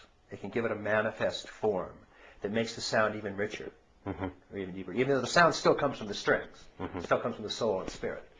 The mind can be the box on the guitar and can give an expression to it that's very, very fulfilling in that sense. So I'm not trying to think my way into spirit. I made that very, very clear from the beginning. You have to do spiritual practice to get to the transrational. You cannot use the rational to get to the transrational. The spiritual practice gets you to the transrational. But then you can give a rational expression to it. You can also express it in dance or painting or poetry as well, and that's very important. But you can also do it, you can give a rational expression to it. And I continue to find that, even as I say, with enlightened teachers, they benefit from this kind of philosophy because it gives them a bigger box for their guitar. So that the strings, when they strike them, there's some little bitty non-integral box behind the string. And I've continually been struck by how even really, great realized teachers need an integral philosophy to be the box to express the music of their soul and spirit. Because it does come with the territory. It does not come with the territory. You have to do the work to understand all quadrants, all levels, all lines, and so on. And so what I enjoy doing is giving that kind of form to it, because it allows a more comprehensive expression of spiritual understanding. So that part I like. The other part is it makes a difference in people's lives, and that's important. When you're writing, though, on a day-to-day basis, do you have flow states the way Csikszentmihalyi talks about them? Do you disappear into kind of an altered work state? What John Lilly called it, I think, something like your working day satori. I mean, you go places like that. Yeah. I mean, you love the actual work of the writing and the research. I'm very ambivalent about the actual process because it's physically it's very painful, because I get in fact, I think pretty weird states. I process information at a very, very spooky rate. Most of the books I've written, a lot of people know, it's only a couple weeks to write each of these books. And it never takes longer than about 3 weeks to write these books. And they generally are fully formed by the time I sit down to write them. And the actual writing process is uncomfortable because I will go sometimes just around the clock, basically. It's very, very intense. So it's kind of like a purgative experience, and you don't have any choice but to be the vehicle through which this great writing happens. It just, because so much information is there, in order for it to be coherent, I have to really stay in that working day satori. I think that's a fine phrase that Lilly had. Is that what it was? Yeah, something like that. Working day satori, or working satori, or work day satori? No, I got it. It's professional satori. Professional satori. Well, I get in a non-dual state, and it could be flow, but I think, frankly, I think you can have flow on gross, subtle, causal, and non-dual planes. And this is a non-dual flow. There's no question about it. And it's very, very intense. So it's not a favorite time for me, that part of it. That's interesting. Everything has its price. Yeah, yeah. So what would you most like to say to a younger version of yourself? That is, to somebody just starting out exploring their interests in the fields of consciousness, subjectivity, psychology, philosophy, and the human experience. And if you could go back to the dishwashing Ken just starting to write, would you give yourself some advice? Or? Well, I do. In the novel Boomeritis, because Boomeritis is actually written by a 20-year-old named Ken Wilber, as you'll see. The advice comes in the same two categories that we've been talking about, sort of off and on during this, which is the relative and the ultimate, or the non-dual. And for the ultimate or non-dual, the primary recommendation is take up a spiritual practice and learn to cultivate that awareness, which is not a change of state, which is ever-present noticing through all changes of state, waking, dreaming, and deep sleep. There is that timeless, unchanging presence that is your actual birthright and your original face. And the only way you can recognize that, again, because it's so utterly, utterly simple, the only way you can recognize it is to exhaust all of your other options until literally it's the only thing left staring you in the face. And then you go, shit, that's embarrassing. I've only been looking at it for 15 billion years now, and I didn't quite recognize it. Take up a spiritual practice. It can be vipassana, Zen, centering prayer, yoga. The shamanic material will work, but you really have to make sure you don't just get caught up in phenomenal passing states. And a lot of the altered staters. That's right. A lot of nature mystics and shamanic states come and they go. And that's not the ever-present self. The ever-present self does not come, it does not go. It's fully present right now, and it witnesses these states that come and go. If you just merely get associated with phenomenal states, that's fine, but it's not realization. So you can do it through shamanic and nature mysticism, but you have to be careful not to merely confuse some gross changing state with the unborn or the ever-present. So take up a spiritual practice and make that real. Because that's the only thing that will unravel the mystery of life and death and pain. And while you're doing that, then decide what you want to do in the manifest realm. So that it's coherent and... Yes, on the way up and on the way down. If you have a little bit more balanced, integral approach in the manifest realm, not only will you be healthier and saner, but once you have had some sort of realization and your realization continues to deepen, you will have a bigger, nicer guitar box to make a more resonant sound when you strike the chords of your soul and spirit. So you want to have, if you're going into business, go into integral business. See how you can have an all-quadrant, all-level, all-line approach to business. It's not that hard. And once you get into it, it's actually fairly simple. It's just I, we, and it, the big three. Beauty, truth, and good. Art, morals, and science, and so on. I mean, and for that, yeah, you do need to do a little bit of study, and you can start with my books and follow up with, the thousands of other people, past and present, that are working on the integral approach. So you've talked about 2% being second tier. Maybe we'll be moved to 7 to 8% in the next 100 years, which will have tremendous impact. On the next decade. Next decade. Well, so what makes the shift come about? What will actually prod the greens to go yellow? What can people do to help make that happen? Right. One of the real mysteries of human existence is what actually does help people transform. It's a complex, mysterious process, and nobody has really figured it out. We do know a couple of sort of parameters, and one is, in order to transform from whatever stage you're at, you have to be at that stage long enough that you've kind of met its basic needs. You've tasted everything from your particular stage. You kind of know what's there. You're not grasping for it anymore. You've had your full. You've eaten at that dinner table, and you're kind of ready to push it. Satisfied swine. Yes, exactly. So that has to be in place. Then you have to run up against the limitations. You have to constantly be realizing that you're facing questions about your existence that you can't answer from the level you're at. And you have to have a kind of a conscious dissonance has to set in. You have to be both full of that level and unhappy. Something is not right. You want more. There's more out there, and I don't want to just be stuck with where I'm at. Then there has to be generally some kind of process of conscious understanding. And it can be through psychotherapy, it could be through a contemplative practice or meditation, but some way to have an insight into the fact that you are living a narrow and relatively constricted life compared to what you could be living. Compared to your birthright. Compared to your birthright, certainly. And even on the relative plane, just a little nudge up is going to give you a broader expanse in the relative realm. And then finally, generally some sort of catalyst. Something happens that will trigger it, and sometimes it can be reading a book at that point. What's happened with the boomer generation is that our generation has been at the green mean for 30 years, basically. What Paul Ray calls cultural creatives, basically the green mean. And because we've been there for 30 years, we're sick of it.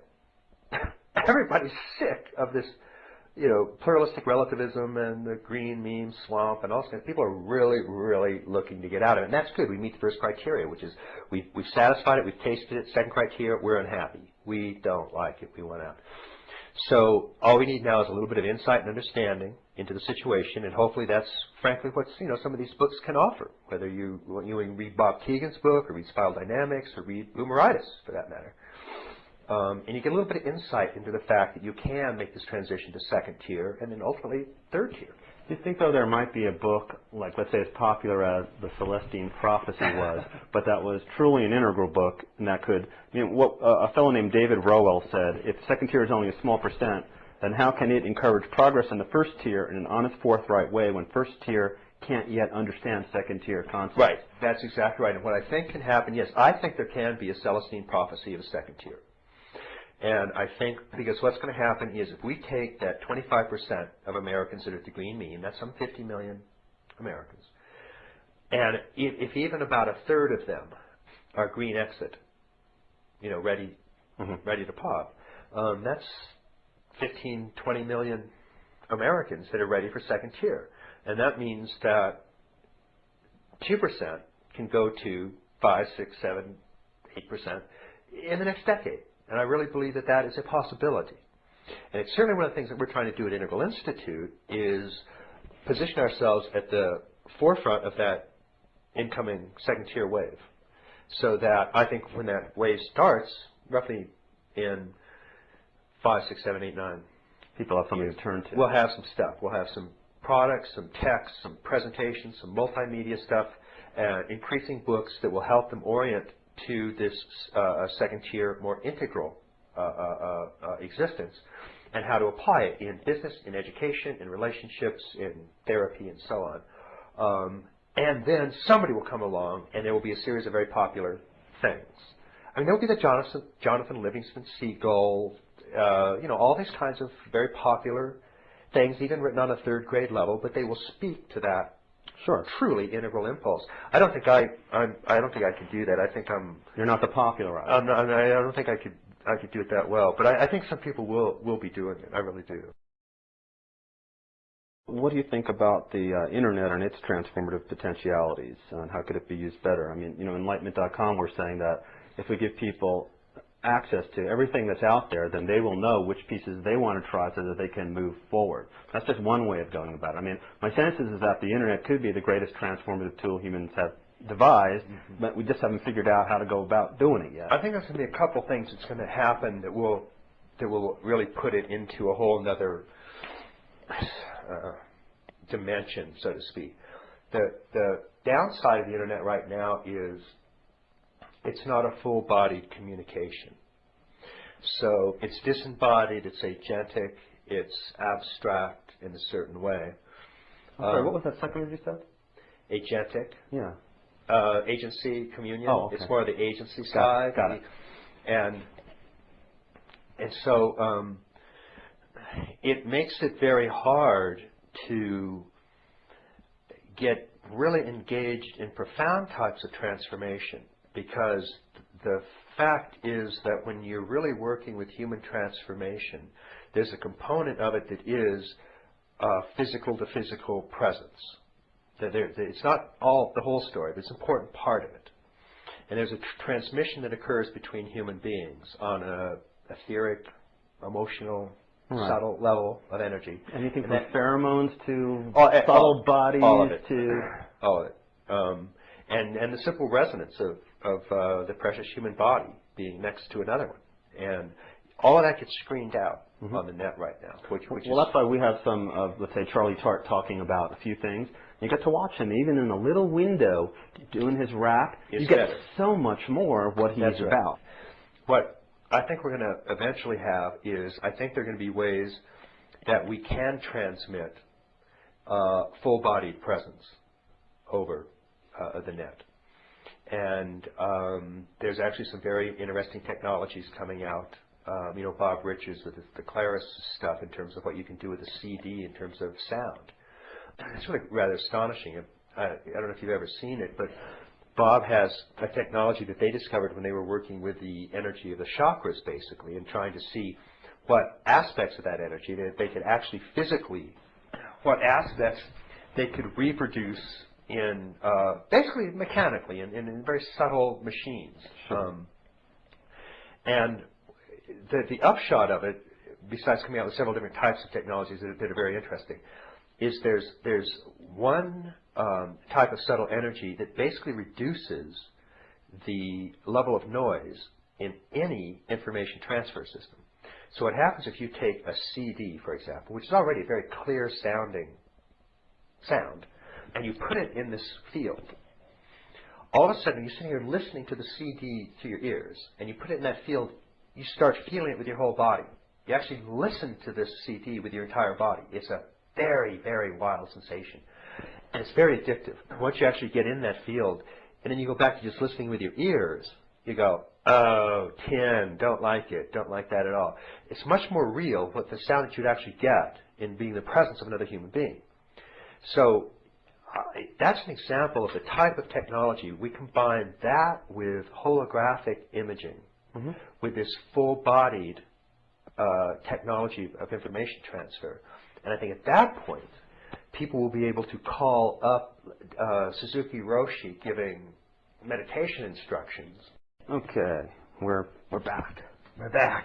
Okay, we were talking about subtle sciences and fully embodied ways of transferring experiences so over once the web. if you combine this capacity for a more full-bodied information transfer to the extent that that can happen, and then you mix it with something like a holographic image, I think you're going to get at least a lot more capacity for human-to-human interaction over the net. And under those circumstances, then I think the transformative power of the net will become quite large. Right now, there are really two main things that the net have done, well, three, but one is it's helped business-to-business stuff quite a bit. I mean, it's sort of bizarre that the main economic impact of the net has been to help General Electric be much more efficient in what it does. And Jack Welch will be the first to tell you this. The cutting-edge network and web stuff that's being done at GE, and it's painful to all of the Silicon Valley types, which like to think of kind of the coming transformation and all that. But what it's really done so far is help General Motors and General Electric be better at what they're doing. And the people that have had any sort of success on the net are Kmart and that kind of thing. So that's number one. Number two, as simple information transfer, it's quite extraordinary, and it's empowered, not hugely, but to a modest degree, it's empowered average citizens to find out more about items that previously only professionals had access to. The biggest change that's happened is in how people relate to their medical illnesses. Because as soon as they get sick, they get on the net and they find out within about 24 hours, they know 10 times more than their doctor knows about the disease that they've got. And they go into the office and they shake these doctors up. And they'll go, here's the latest treatment techniques, here's what's going on, here's what's going on. And I think it's a completely terrific thing. And I think we're going to have to very, very fast evolve a new type of medical practice to handle this. It's going to really have to be very much more partnership between the guy who has the power of the prescription pad and the people who are in fact doing most of the research on their own disease. But wouldn't the same kind of model apply to people doing different types of psychospiritual practices and disciplines? And especially if they really use the net to create sangha, community among themselves. I mean, that's what I'm seeing, is there's no place on the web still where I want to hang out all the time, which is why I keep trying to build that place. Right. Oh, I think that can happen, but that's a little bit different model, because if you're working with psychospiritual growth, generally to some degree, for some period, you need a teacher in the flesh doing that. Whereas on the medical model, all you really want from this guy is a prescription. It's a little different kind of scenario. Now, obviously, if you need surgery or something, then that's a different type of thing. But we can come back to what a community could be on the net. But I was just pointing out the main effects that the net have had on the world at large has been those, and the information transfer. And the third has been to completely splinter and fragment society to an unprecedented degree. Sure. Yeah. And increase hate groups exponentially. Right, they can find each other really easily. They can find each other, and that is a real problem. So the bright promise of the net really hasn't even begun. in terms of what it can do for human-to-human transformation. And again, I don't think that's going to happen for a while, but I think it's going to be very, very important when it does happen. In terms of building the kind of community you're building, again, the part of the difficulty is that what we call the consciousness movement in general, as you know, really is a dozen different groups. Or dozen. Dozen, it's hundreds, but it's, you know, a dozen big sort of general reflections. And none of them really get along that well with each other. Right. They all think they have the answer, the truth. And it's a problem because it's so far it's just being treated as, you know, a catch-all. It's all the new age, or it's all whatever the single phrase is. And it's really not at all. And so it makes it's kind of it balkanizes economic models, because people want to go in and say, look, how can we reach these 50 million people that are involved in all this stuff? Whereas, as a matter of fact, these 50 million people are really very, very heterogeneous. And there's no one community is going to get to them. And then you have to start actually narrowing down what you're trying to do and the audience you're trying to reach. Because otherwise what happens is you alienate everybody by trying to be everything to everybody. So on the one hand, you do what we're trying to do at Integral Institute, which is we're trying to be as explicit and as upfront as we can and say, based on just everybody's group consensus, we're trying to find the best second-tier and third-tier thinkers that we can right now. Right now, frankly, we're an elite think tank. That's all, and we're not pretending to be anything else. Once we produce integral products, integral book on business, medicine, law, and so on, then we want to create an integral community that's not going to be elitist or think tank or anything like that at all. But right now it is. That makes it very easy for us to find our audience. It makes it very easy for us to come up with business models, and makes it very easy for us to focus what we're doing. But once you move out into a larger market, a larger audience, it becomes very, very difficult, very confusing, as you know, because you're trying to build a site that can be a happy home for a fair number of people pursuing these. But right there that you get these internal tensions then, where the things that will attract some people will really turn others off, and vice versa. It's very, very difficult. Yeah, it's difficult to not offend people when you're talking about their religions. Yeah. And any type of way, attempt to systematize it or rate it, which we're going to try to do, is fraught with difficulty. But then again, it could yield some interesting data and help people. Right. You just kind of go ahead and do it. Can you say a little bit more about psychedelics? I don't know if you want to talk about your own personal experiences, if any, and what you think of the government's current position, and also the notion of conscious, sacred, guided use, either by psychotherapists or religious practitioners. Right. I'm sort of well known as not having a whole lot of experience with psychedelics. And I've written about what I think was one very large LSD trip in college that I wasn't particularly fond of. Then I never really did any psychedelics at all. Not even sort of experimentally. Not because I didn't want to or anything. It just really, wasn't sort of in the cards for me. That changed a bit when I moved to, as you might imagine, when I moved to Marin in the early 1980s and stayed with Roger and Francis, who are advocates of conscious drug use done, carefully in sophisticated fashion under all the right settings. And they were pretty instrumental in getting me to try MDMA. That's the only drug I've had any experience with. It was completely legal in 1983 when I did. I probably did a dozen trips, and I thought it was absolutely wonderful. I just absolutely loved it. And there tends to be a kind of diminishing return experience on that drug. I think a lot of people do it for a while, and then they just sort of, they've had enough. They've learned what they could learn from it, and they just sort of stopped doing it. And I stopped doing it in 1984 and have had no desire to do it since then. But my sense is that the people I know that have done it responsibly have gained a lot from using psychedelics to open up a certain space.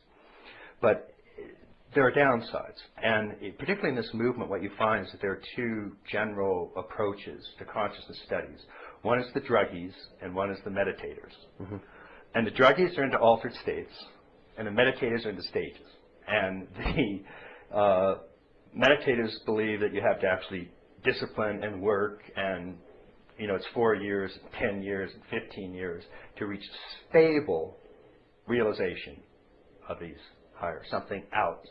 And the psychedelic or drug side is much more into altered states, ayahuasca, LSD, any sort of number of altered states. They don't tend to get into permanent realizations based on these things.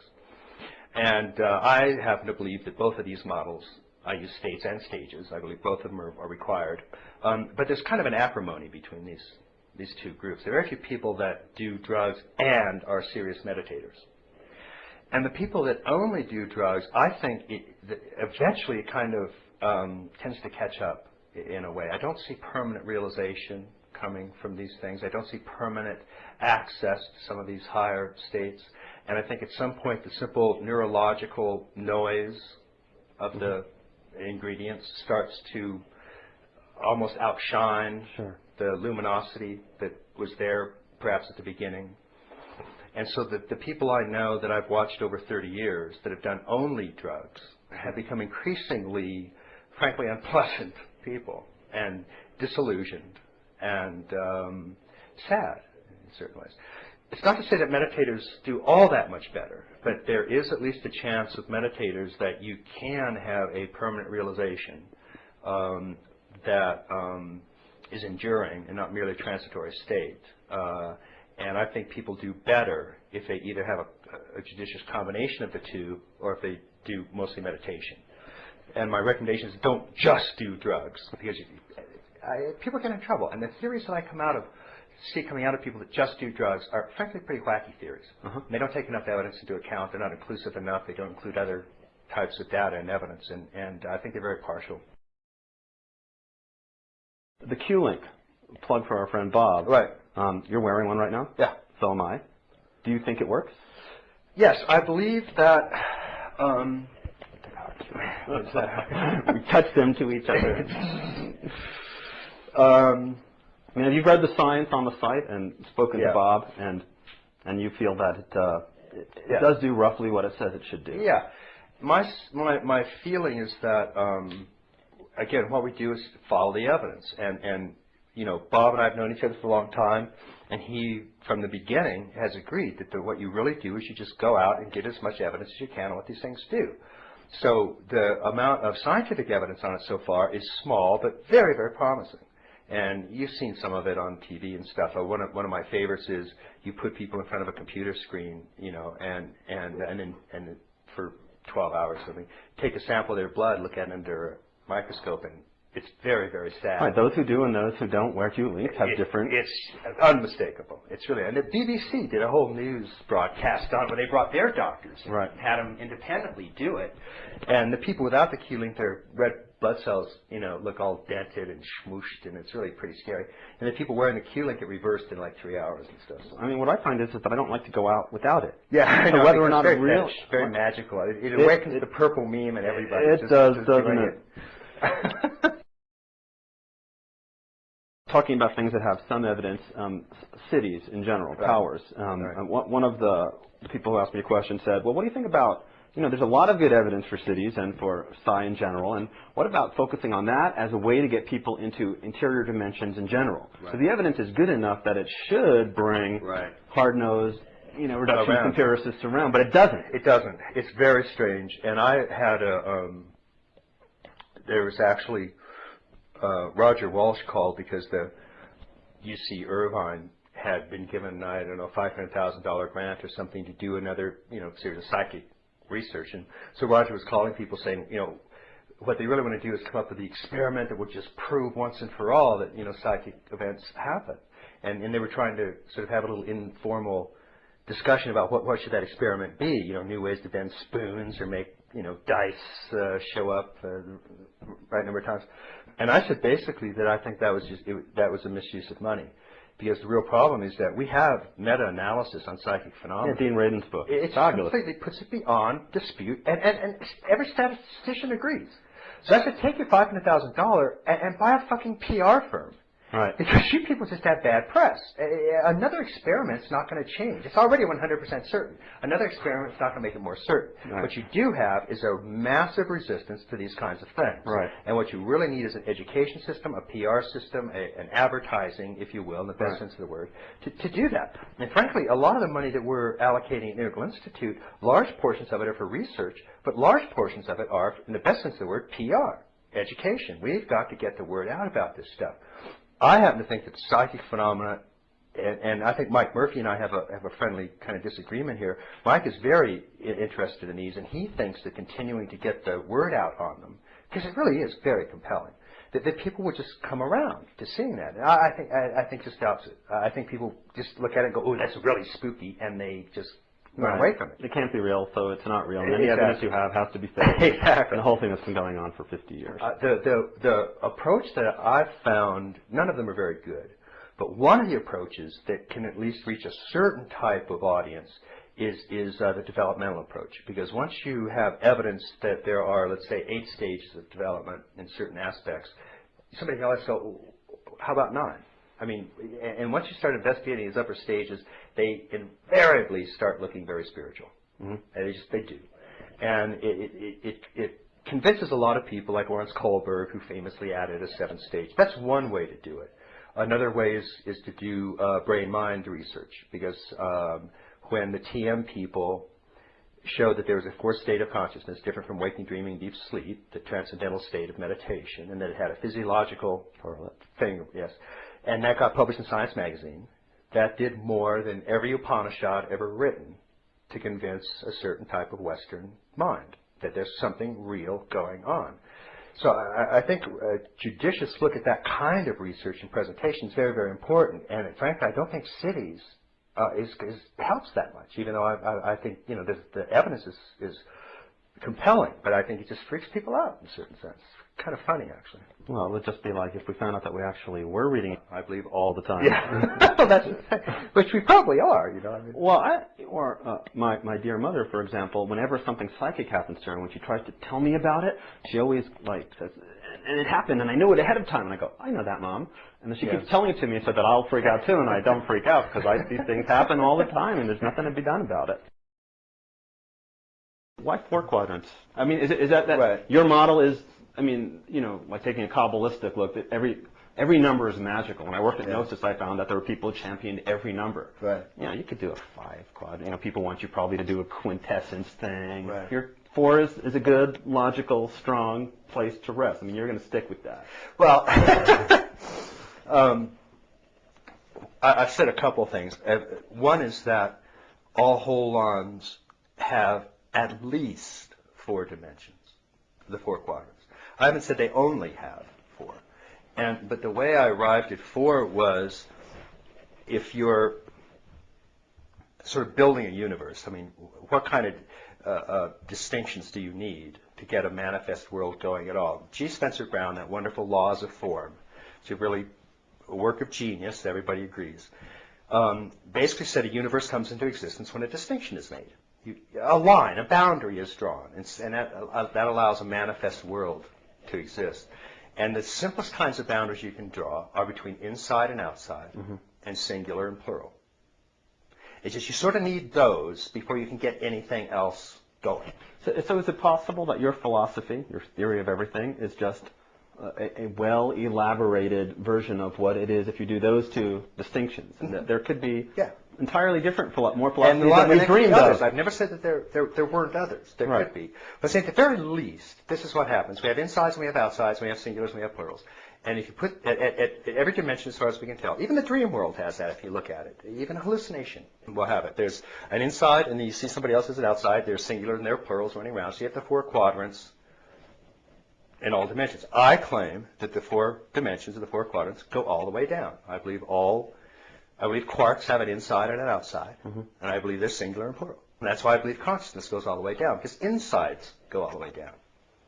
So basically, using that analysis it turns out that it shakes down into very, very common things like the big 3, the good, the true, and the beautiful, first person, second person, third person, and so on.